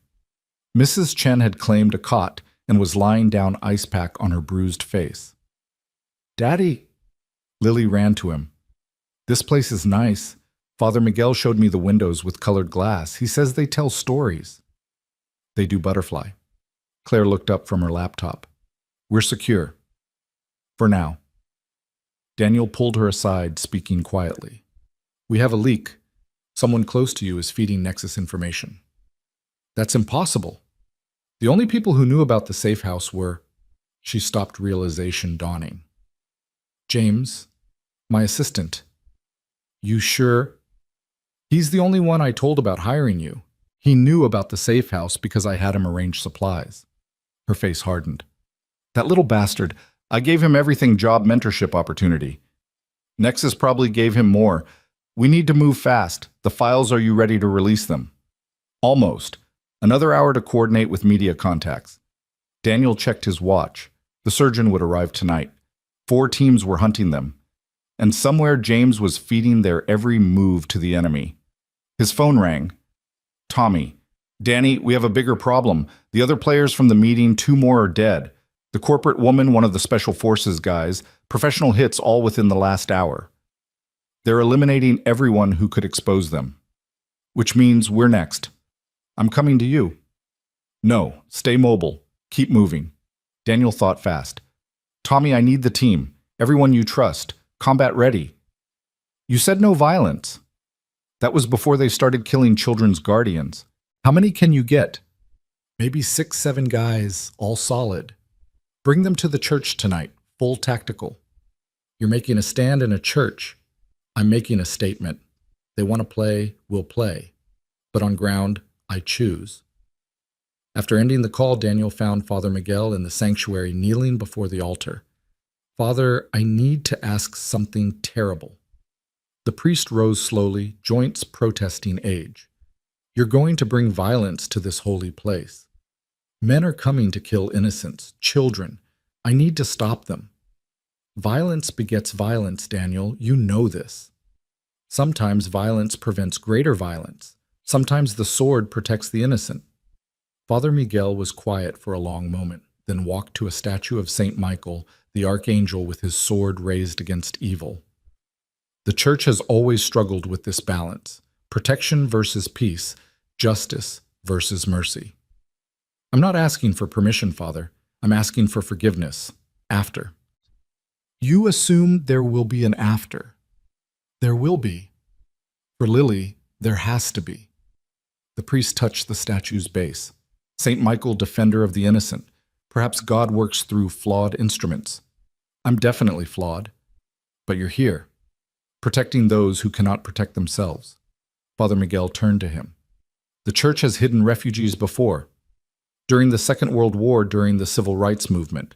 Perhaps this is just another form of sanctuary. Thank you, Father. Don't thank me yet. If you bring violence here, you bring it on all of us. The homeless who shelter here, the families who worship here. I'll minimize the collateral. You can't minimize death, Daniel. You can only choose where it falls. That afternoon, Daniel worked to fortify their position. The church had good boned stone walls, limited entrances, high windows. He positioned furniture to create defensive positions, established sight lines, prepared fallback routes. Lily watched him work, her expression too serious for 9 years old. Are bad people coming again? Maybe Butterfly, but I'll stop them. Like you always do. He knelt beside her. Lily, if something happens, nothing will happen. You won't let it. Her faith was absolute terrifying in its certainty. Claire approached, having heard the exchange. She's right to trust you. Trust doesn't stop bullets.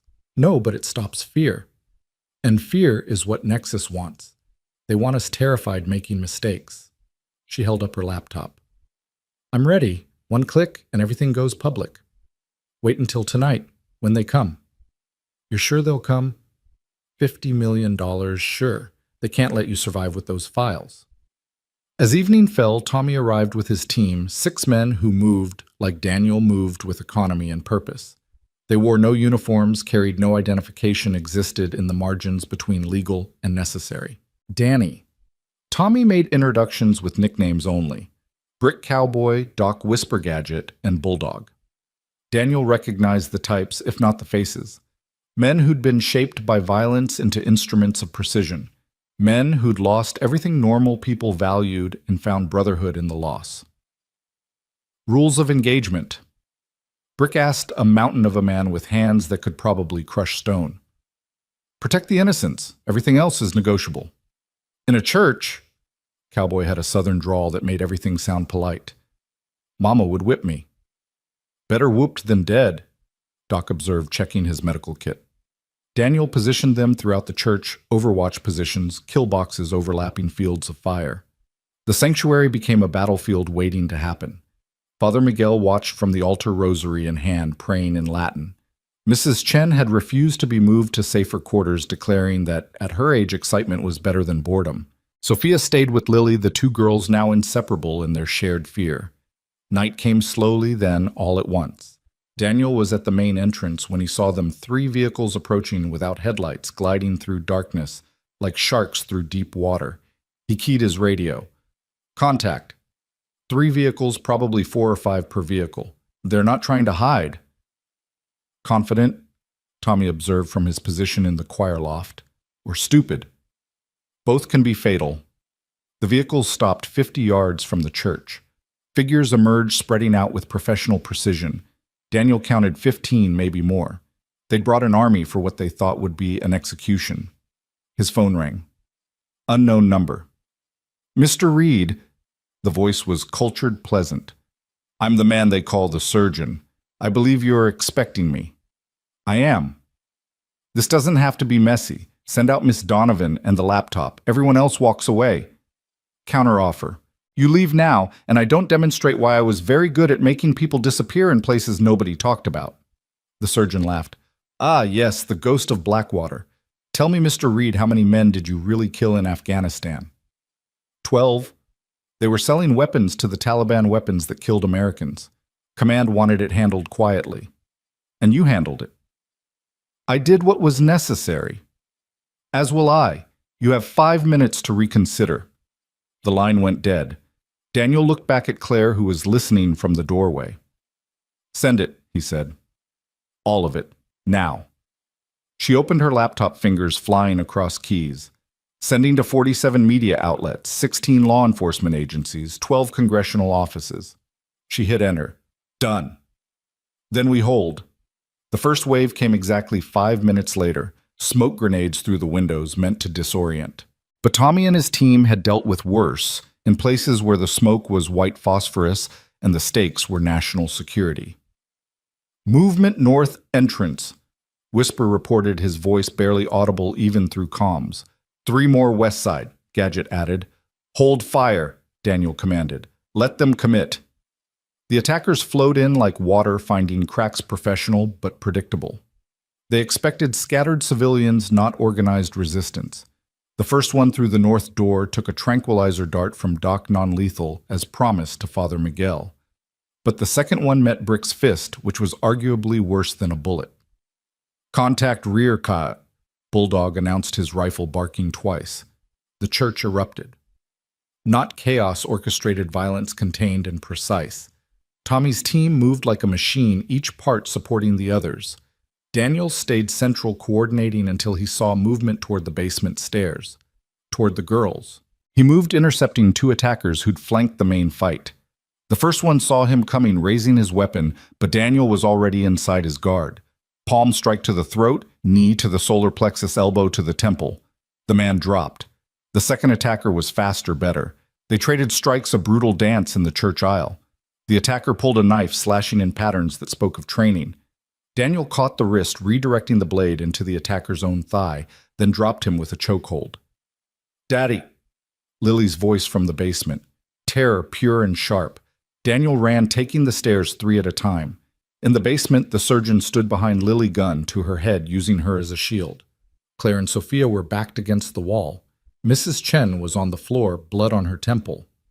"Ah, Mr. Reed, the surgeon said pleasantly.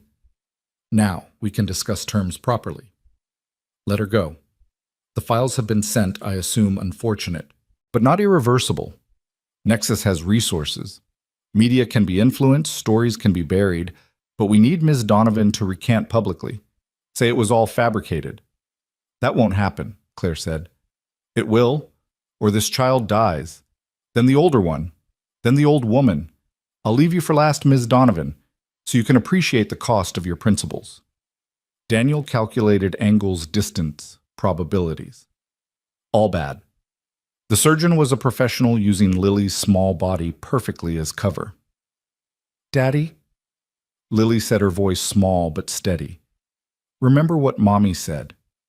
Sarah's words from her hospital bed, holding their daughter's hand. "Sometimes, baby, we have to trust that falling is just flying in a different direction." Lily went completely limp, dropping like dead weight. The surgeon, surprised, adjusted his aim downward for a split second. Daniel moved. The knife left his hand before conscious thought, a 10-foot throw that Sarah would have called impossible. It took the surgeon in the shoulder, spinning him back. His gun fired the bullet, sparking off concrete inches from Lily's head. Daniel crossed the distance in 2 strides, driving the surgeon into the wall. They grappled, but the knife wound had weakened the assassin's right side. Daniel pressed the advantage, brutal and efficient, until the surgeon dropped unconscious or close to it. "Lily!" He scooped her up, checking for injuries. "Are you hurt?" "No, Daddy. I remembered Mommy's story about trust falling." She was crying now, the brave facade cracking. "Was that right?" "That was perfect, Butterfly. Perfect." Footsteps on the stairs. Tommy appeared, rifle ready. "Clear upstairs. They're pulling back." "How many down, shit?" 6 captured, 3 wounded, rest retreated. Our side, minor injuries only. Doc's patching people up. Daniel looked at the surgeon, unconscious and bleeding. "Call 911. Multiple casualties, terrorist attack on a church. Let the media sort it out. The cops will have questions, and Claire has answers. Nexus Corporation just attacked a church to silence a whistleblower. That's the story that'll run beside their leaked files." An hour later, the church looked like a crime scene, from a movie police tape, ambulances, news vans already gathering. Daniel watched from the shadows as Claire gave her statement to detectives as the captured attackers were led away, as the surgeon was loaded into an ambulance under police guard. Father Miguel found him in the sanctuary, looking at the damaged windows, the blood on sacred ground. "I'm sorry," Daniel said. Are you sorry it was necessary?" Daniel considered. "Both. That's honest, at least." The priest looked at the statue of St. Michael. "Evil came here tonight. It was met with resistance. Perhaps not the resistance I would choose, but effective nonetheless. Father, I need one more favor. Besides sheltering fugitives and allowing violence in God's house, I need you to marry us." Father Miguel blinked. "I'm sorry." Daniel pulled out a ring, simple silver, purchased from a pawn shop that afternoon with the last of his cash. "Claire Donovan, I need you to marry us. Tonight." Daniel, marriage is a sacrament, not a tactical decision. It's both. If we're married, she can't be compelled to testify against me, and I can't be compelled against her, but also, he looked through the doorway to where Claire was holding Lily, both of them wrapped in shock blankets surrounded by chaos, but focused only on each other. Also, when you find someone willing to stand in hell with you, you don't let them go. She's agreed to this. I haven't asked yet. Father Miguel almost smiled. You're proposing marriage after a gunfight in a damaged church with police everywhere. Can you think of a more honest moment? No pretense, no illusions, just truth and choice. The priest sighed. I'll need witnesses. Tommy and Mrs. Chen. It's highly irregular. Father, nothing about tonight has been regular. Daniel found Claire outside giving her last statement to the police. When she finished, he pulled her aside. We need to talk. About what happens next, I've been thinking with the files, Public Nexus will have to focus on damage control. They can't afford to keep hunting us. Not about that. He pulled out the ring. About this. Claire stared at it, then at him. Daniel Reed, are you proposing? I'm suggesting a merger for practical and personal reasons.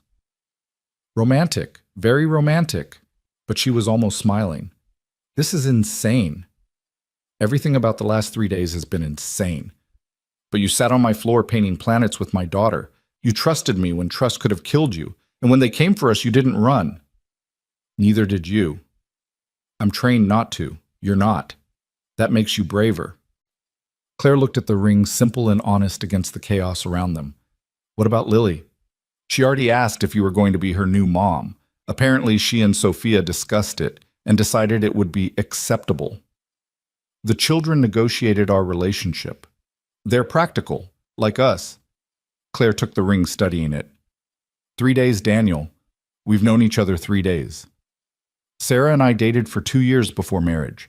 We thought we knew everything about each other. We were wrong. Knowledge isn't time, it's truth under pressure. And I've seen your truth. You've seen me terrified. I've seen you brave. There's a difference. She slipped on the ring. It fit perfectly, which felt like a sign. Father Miguel, waiting inside, Tommy and Mrs. Chen as witnesses. Lily, wouldn't miss it. They were married at midnight in a church with broken windows and blood on the floors, with sirens as wedding music and police lights as atmosphere. Lily stood as flower girl scattering dandelions she'd picked from the church garden. Sophia was maid of honor, still in shock, but smiling. Mrs. Chen cried, telling everyone who'd listen that she'd known it would happen from the start. Tommy was best man, his rifle leaning against the altar. Do you, Daniel, take this woman to protect and serve in corporate warfare and domestic tranquility till death do you part? Wrong words, Father Miguel corrected, but he was smiling. Right sentiment, Tommy replied. The actual vows were simple, traditional. But when Father Miguel asked about rings, Claire stopped him. I have something. She pulled off her father's signet ring worn on a chain around her neck. It's not much, but it's perfect, Daniel said, letting her slide it onto his finger. Too big, but that could be fixed. Everything could be fixed with time and intention. I now pronounce you husband and wife, Father Miguel said. May God have mercy on you both. Daniel kissed his new wife while their assembled, battered family applauded. It should have felt rushed, desperate, a decision made under duress. Instead, it felt like coming home after a long, violent journey. So, Claire said against his lips, what now? Now we disappear for a while. Let the lawyers and media sort out Nexus. I know a place cabin in Wisconsin completely off the grid. We can stay there until things calm down. All of us. Daniel looked at their strange family. Lily already calling Sophia her sister Mrs. Chen, insisting she wasn't too old for adventures, Tommy promising to visit with supplies and gossip. All of us, he confirmed. As they left the church, Claire's phone buzzed with notifications. Every major news outlet was running the Nexus story. Stock futures were crashing. Congressional hearings were being called. The $50 million bounty had become worthless. Killing them now would only confirm the truth of the exposed files. They'd won. Somehow, impossibly, they'd won. In the car driving toward an uncertain but hopeful future, Lily fell asleep between her new parents. Sophia dozed in the back, finally safe enough to rest. Mrs. Chen snored softly, claiming the entire third row. "This is crazy," Claire said softly. "This entire thing. It's completely crazy." "Crazy's relative," Daniel replied, watching the road, always watching. "Compared to my time in Afghanistan, this is downright rational. I'm serious. We just got married, in a church, after a gunfight, with a 9-year-old as flower girl and a sniper as best man." "When you put it like that, it sounds almost romantic." Claire laughed, exhausted but real. "You have a strange definition of romance, Mr. Reed." "Mrs. Reed," he corrected. "And you haven't seen anything yet. Wait until I show you my idea of a honeymoon teaching you counter-surveillance techniques and small arms proficiency. Actually, that sounds useful. And that's why this works." She reached over, taking his free hand. The ring on her finger caught the streetlight, simple silver, making promises that diamonds couldn't guarantee. "Daniel, yeah, thank you for saving us, all of us. You saved us too. Those files, that courage. We saved each other. Is that what we're going to do now? Save each other?" He squeezed her hand, thinking about the cabin in Wisconsin, about Lily having a real family, about Sophia learning to trust again, about Mrs. Chen having people to fuss over, about second chances that came disguised as catastrophes. "Yeah," he said. "That's exactly what we're going to do." Behind them, Chicago faded into darkness. Ahead, the road stretched toward something that might, with luck and determination, become peace. But even as Daniel drove toward their new life, part of him stayed vigilant. Because men like him didn't really get happy endings. They got reprieves. And somewhere in boardrooms and black sites, other enemies were taking notice of the ghost of Blackwater who'd come back to life. For tonight, though, he had a car full of family, a ring on his finger, and the knowledge that sometimes, just sometimes, the good guys won, even if they had to become bad guys to do it. The road stretched on, and Daniel Reed drove toward tomorrow, carrying everyone he'd sworn to protect. The soldier had become a guardian. The guardian had become a husband. And maybe if they were very lucky, he could just become a man with a family worth fighting for, a man with something finally worth the weight of his sins, a man who'd found in the strangest possible way his way home. The cabin in Wisconsin sat on 40 acres of pine forest, invisible from the main road, accessible only by a dirt track that Daniel had swept for surveillance devices twice before allowing the family to enter. 6 weeks had passed since the church, since the marriage, since Nexus Corporation's spectacular collapse into federal investigations and frozen assets. 6 weeks of something that almost resembled peace. Daniel stood on the porch, coffee steaming in the morning cold, watching Lily and Sophia chase each other through the snow. Their laughter echoed off the trees, pure and unguarded in a way that still made his chest tight with protective instinct. Claire emerged behind him, wrapping her arms around his waist, her chin resting on his shoulder. "You're thinking too loud," she said. "Habit. It's been 6 weeks. No threats, no contact. Even Tommy says the heat's died down." "Heat never dies down. It just shifts focus." But Claire turned him to face her, studying his face with those CEO eyes that missed nothing. "You're waiting for something." "I'm always waiting for something." "No, this is different. You've been checking your phone more. You've been teaching me and Sophia combat basics with more urgency. What aren't you telling me?" Before he could answer, his phone buzzed. The number he'd been dreading, the bill coming due. "Phoenix." Claire's expression hardened. She'd learned enough in 6 weeks to know that code name meant nothing good. "It's time." Bishop's voice was neutral, professional. "The job we discussed. I'm retired." "You're on sabbatical. There's a difference. Check your secure email. Details are there. 48 hours to position. Complete the objective and your debt is cleared. Refuse and certain information about your activities in Afghanistan becomes public. Your new family might find it illuminating." The line went dead. Daniel stood still, feeling the life they'd built creaking under the weight of his past. "Who was that?" Claire asked, though her expression suggested she already knew. "A reminder that some things can't be outrun." "The job you mentioned. The one you took to protect us." "Yeah." "You're going to do it." Daniel looked through the window to where Mrs. Chen was teaching the girls card games, her weathered hands patient with their fumbling. I don't have a choice. There's always a choice. Not when the alternative is losing all this. He pulled her closer. I need you to take everyone and go to the second safe house, the one in Michigan I told you about. You promised we were done running. We are. I'm not. Not yet. Claire pulled back her jaw, set in that stubborn line he'd come to love and fear in equal measure. Then I'm coming with you. Claire, no. You don't get to make unilateral decisions about our safety anymore.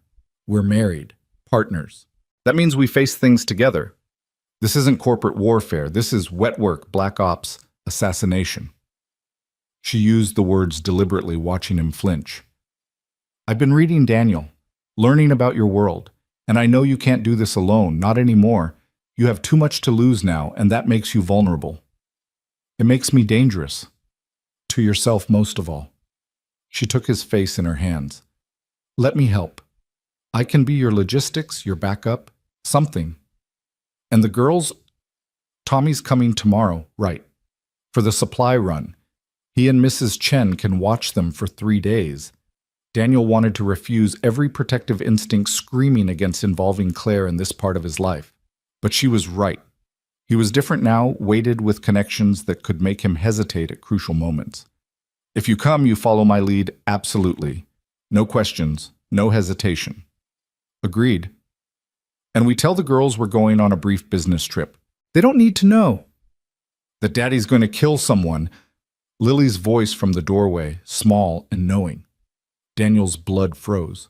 His daughter stood there in her snowsuit cheeks, red from cold eyes, too understanding for 9 years old. Butterfly. I heard the phone. I know that voice makes you scared. She walked to him, taking his hand with complete trust. Are you going to hurt bad people?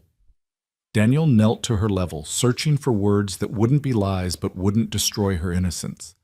Sometimes to protect good people, someone has to stop bad people. And you're the someone. This time, yes. Lily considered this with that serious expression that reminded him so much of Sarah. Will you come back? Always. Promise. I promise. She hugged him tight, then pulled back. Claire's going too. I might be, Claire said carefully. Good. Daddy needs someone to watch him. He thinks he's alone, but he's not. Lily looked between them. Sophia and I will take care of Mrs. Chen. We're responsible now. The simple declaration broke something in Daniel. This was what he'd been trying to protect, not just their physical safety, but their ability to be children. And here was his daughter, 9 years old already, learning to carry weight she shouldn't have to bear. That night, after the girls were asleep, Daniel opened the secure email. The target was a man named Victor Kozlov, arms dealer operating out of Detroit, selling weapons-grade plutonium to the highest bidder, the kind of sale that could put nuclear capability in the hands of terrorists or rogue states. Jesus, Claire breathed, reading over his shoulder. This is real as it gets. And the government can't handle this officially because Kozlov has diplomatic immunity. He's technically a cultural attaché at the Russian consulate. Touching him officially means international incident. So they send you. They send someone who doesn't exist to remove someone who shouldn't exist. Claire studied the intelligence package photos, schedules, security details. Her business mind was already working scene patterns. He has a weakness. Everyone does. No, look. Every Thursday he goes to the same restaurant, the Silver Moon, high-end exclusive. He takes his mistress. Security sweep shows 8 bodyguards minimum. But here, Claire pulled up the restaurant's blueprint on her laptop skills she'd developed investigating Nexus, proving useful. Private dining room on the 2nd floor. Only one entrance, but there's a service elevator that connects to the kitchen. Daniel looked at his wife, his brilliant, terrifying wife, who was adapting to his world with disturbing efficiency. You're not coming into the building. I'm your overwatch. You taught me that term. Someone watching the watchers. This isn't a training exercise. No, it's a marriage. For better or worse, remember. Tommy arrived the next morning, taking one look at Daniel's packed gear and sighing. Back in the game. One last job. It's never just one. Tommy looked at Claire. And you're going with him. Someone needs to make sure he comes home. That someone should be me or the team. The team doesn't have as much invested in his survival, Claire said simply. Tommy considered this, then laughed. You know what? You're right. Danny, your wife, has bigger balls than half my unit. Thanks, I think, Claire said. They left that afternoon after lengthy instructions to Mrs. Chen about the girls' routines after promises to Sophia that they'd be back soon after one last hug from Lily that lasted just a little too long. The drive to Detroit took 6 hours, Daniel teaching Claire fieldcraft as they went, how to spot surveillance, how to establish safe communication, how to disappear in plain sight. You're a natural at this, he said, as she successfully identified the third tail car he'd arranged for Tommy to put on them as practice. I spent 20 years in corporate America. Paranoia and strategy are prerequisites. They checked into separate hotels under different names, meeting at a third location, a coffee shop with good sightlines and multiple exits. Claire had transformed herself with surprising skill, her CEO polish replaced with middle American tourist blandness. Kozlov's at the consulate now, she reported, having spent the afternoon conducting surveillance from a building across the street. Security is tight but predictable. Shift changes at 6 and midnight. And tomorrow night. Reservation at the Silver Moon, 8 p.m. Table for 2 in the private dining room, just like every Thursday. Daniel studied the photos she'd taken, the angles she'd calculated. His wife had become something he'd never expected an operational asset. I need you to understand something, he said. Once this starts, there's no stopping. No hesitation. If things go wrong, I follow the extraction protocol you taught me. Rally point alpha, then beta if compromised. She recited it perfectly. Daniel, I understand the stakes. Do you understand what it means? What I'm about to do. This isn't self-defense or protecting innocence. This is premeditated murder. Claire was quiet for a moment. No, it's preventing mass murder. That plutonium Kozlov's selling could kill thousands. You're not the villain here. I'm not the hero either. No, you're something more complicated. You're necessary. That night, Daniel sat in his hotel room assembling the weapon he'd acquired from one of Tommy's contacts, untraceable, reliable, quiet. His hands moved automatically, muscle memory from 100 similar nights in places that didn't officially exist. His phone buzzed. A text from Lily. Daddy, I love you. Sophia says love is protection. Be protected. He stared at the message, feeling the weight of every choice that had brought him here. Then another text from Claire. In position, eyes on target arriving, 8 bodyguards, 2 advance, 6 close. You were right about the pattern. Daniel moved, becoming the ghost he'd once been. The service entrance Claire had identified was minimally guarded. One man bored, scrolling his phone.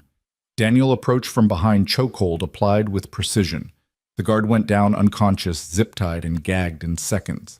The service elevator was ancient, creaking as it rose. Daniel counted floors, visualizing the blueprint Claire had shown him. Second floor, turn left, third door. The private dining room where Kozlov held court, believing himself untouchable. The hallway was empty. Claire's doing. She'd called in a fire alarm to the kitchen, drawing staff away. 30 seconds, maybe 45, before they realized it was false. Daniel opened the door silently. Kozlov sat facing away, gesturing with a wine glass, telling his mistress about deals that would reshape global terror. 2 bodyguards flanked him, but they were watching the main entrance, not the service door. The first guard turned as Daniel entered, hand moving to his weapon. Daniel's knife took him in the throat, silent and final. The second guard managed to clear his holster before Daniel's elbow crushed his windpipe. Kozlov turned, wine-spilling eyes widening in recognition of death approaching. Wait. Victor Kozlov, Daniel said quietly. You've been judged. I have money. You have plutonium, and buyers who would use it to burn the world. The mistress screamed. Daniel ignored her, focused on Kozlov, who was reaching for something under the table, a panic button, a weapon. It didn't matter. The shot was quiet, suppressed to a whisper. Kozlov fell back, a neat hole in his forehead, surprise frozen on his face. The plutonium deal would die with him. The network scattered, the threat neutralized. The mistress was still screaming. Daniel zip-tied her to the chair. She'd be found questioned, released. Collateral witness, not collateral damage. Moving, he said into his comm. Guards responding to the fire alarm are returning. Claire's voice steady despite what she'd just heard. Main stairs compromised. Take the west fire escape. Daniel moved down metal stairs slick with Detroit winter into an alley that smelled of garbage and broken dreams. A car waited Claire behind the wheel, engine running. Drive normal, he said, sliding into the passenger seat. She pulled out smoothly, just another couple leaving dinner, but her hands were trembling slightly on the wheel. You okay? He asked. I just listened to you kill someone. Yeah. It was quieter than I expected. Usually is. They drove in silence until they reached the highway Detroit falling away behind them. Finally, Claire spoke. Do you feel anything? Daniel considered lying, then chose truth. Relief. That it's over. That it was clean.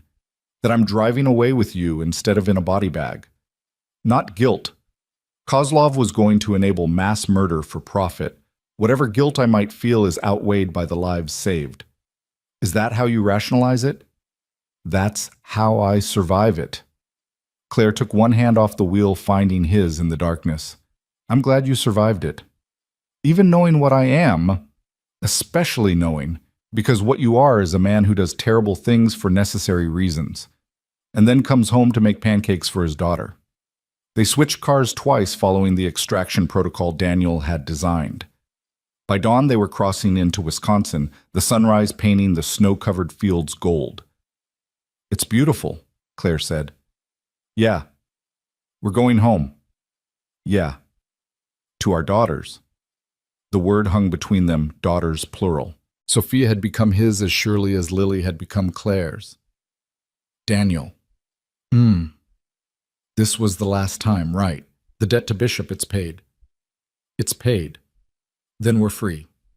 Daniel thought about the bodies he'd left in Detroit, about the plutonium that wouldn't reach terrorist hands, about the price of safety in a dangerous world. As free as people like us get. The cabin appeared through the trees, smoke rising from the chimney. Before Daniel could park, the door burst open. Lily and Sophia ran out, followed by Mrs. Chen, moving at a more dignified pace. Daddy Claire!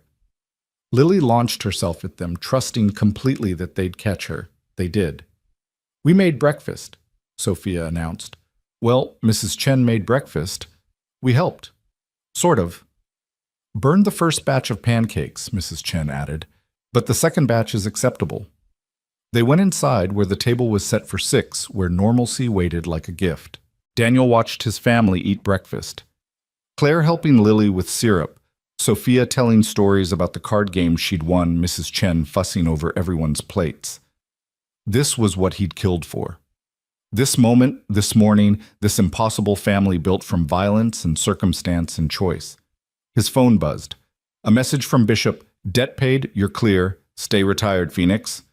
Next time won't be so clean.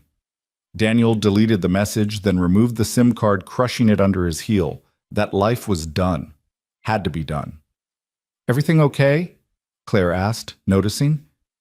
Everything's perfect. And for a moment it was. They were altogether safe, the threats neutralized or distant. The cabin was warm, the coffee was strong, and Lily was laughing at something Sophia had said. But Daniel knew better than to trust perfect moments. They were gaps between storms, not destinations. Somewhere other threats were gathering. Other enemies were taking notice. The ghost of Blackwater had been seen in Detroit, and ghosts were supposed to stay buried. A car engine in the distance growing closer. Daniel tensed, hand moving to the weapon he always carried now. But it was just Tommy's truck arriving for the supply run he'd delayed to watch the girls. Relax, Danny, Tommy said, entering with boxes of groceries. Though that paranoia is probably why you're still breathing. Any chatter? Daniel asked quietly. About Detroit. Some whispers, but Kozlov had enough enemies that nobody's looking too hard at who pulled the trigger. Tommy paused. You know this won't last, right? This peace, I know. But you're going to pretend. Daniel looked at his family, his impossible, beautiful family. I'm going to try. Tommy clasped his shoulder. That's all any of us can do, brother. That afternoon, Daniel taught Lily and Sophia basic self-defense in the barn, Claire watching and occasionally correcting their form with disturbing accuracy. Mrs. Chen knitted in the corner occasionally, offering commentary about fights from her youth that suggested a more interesting history than anyone had suspected. Why do we need to know this? Sophia asked after successfully executing an escape from a wrist grab. Because the world has teeth, Daniel answered, and sometimes knowing how to bite back is the difference between victim and survivor. That's dark, Sophia observed. That's honest. I like honest, Lily announced, practicing her stance, even when it's scary. That evening, they sat around the fireplace, a family portrait no one would believe. The former CEO and the ghost soldier, the teenager learning to trust again, and the 9-year-old who'd seen too much, the elderly neighbor who'd become a grandmother by proximity and persistence. Tell us a story, Lily requested, curling against Daniel's side. What kind of story, but a true one, about before? Daniel tensed, but Claire touched his hand.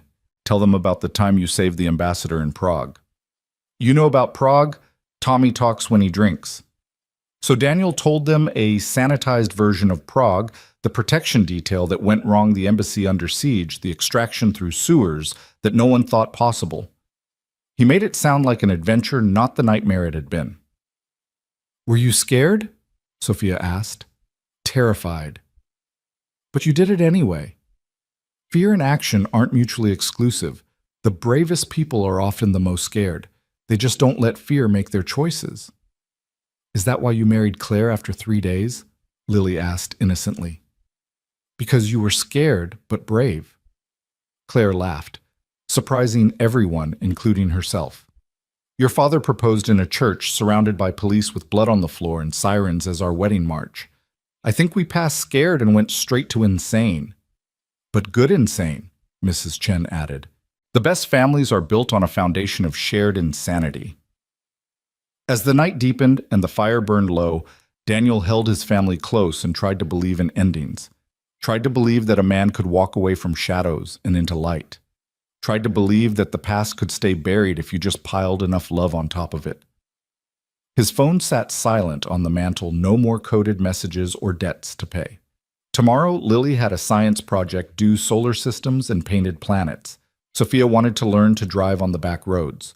Claire had corporate contracts to review legitimate ones now. Mrs. Chen had announced she was teaching everyone to make proper dumplings. Normal things, possible things. Things worth protecting. Outside, snow began to fall, covering their tracks, hiding them from the world that hunted men like Daniel Reed. Inside, his daughter laughed at something Claire whispered, and for a moment, just a moment, the ghost of Blackwater believed in resurrection. Not the dramatic kind with angels and trumpets, the quiet kind where a man got to stop being a weapon and start being a father, where a CEO could stop fighting corporate wars and start building something real, where children could grow up protected but not imprisoned by fear. Daniel pulled Claire closer, felt Lily's weight against his side. Watched Sophia and Mrs. Chen debate card strategies. This was his congregation now, his mission, his reason for every terrible thing he'd done and might yet have to do. The fire crackled, sending sparks up the chimney like prayers or promises. Outside, the Wisconsin winter wrapped around them like armor made of cold and distance. They were hidden. They were together. They were family. For now, and now was all any soldier really had. It was enough. Daniel Reed closed his eyes, not to sleep, but to memorize this moment. The weight of his daughter's trust, the warmth of his wife's hand, the sound of his chosen family breathing in safety he'd bought with blood. Tomorrow would bring its own challenges. Other ghosts would rise. Other debts would come due. The world would keep turning violent and beautiful in equal measure. But tonight, in a cabin hidden in Wisconsin woods, a ghost found peace. A soldier found home. A father found purpose beyond the battlefield. And sometimes, not often, but sometimes that was how the story ended. Not with explosions or victories, but with the quiet sound of a child's laughter and the steady breathing of people who'd chosen to build something from the rubble of their various wars. It wasn't a fairy tale ending. Those were for people who hadn't seen what Daniel had seen, done what he'd done. But it was real, and it was his, and he would defend it with everything he had left. The ghost of Blackwater was gone. In his place sat Daniel Reed, husband, father, protector. A man who'd learned that sometimes the greatest victory wasn't in the battles you won, but in the ones you no longer had to fight.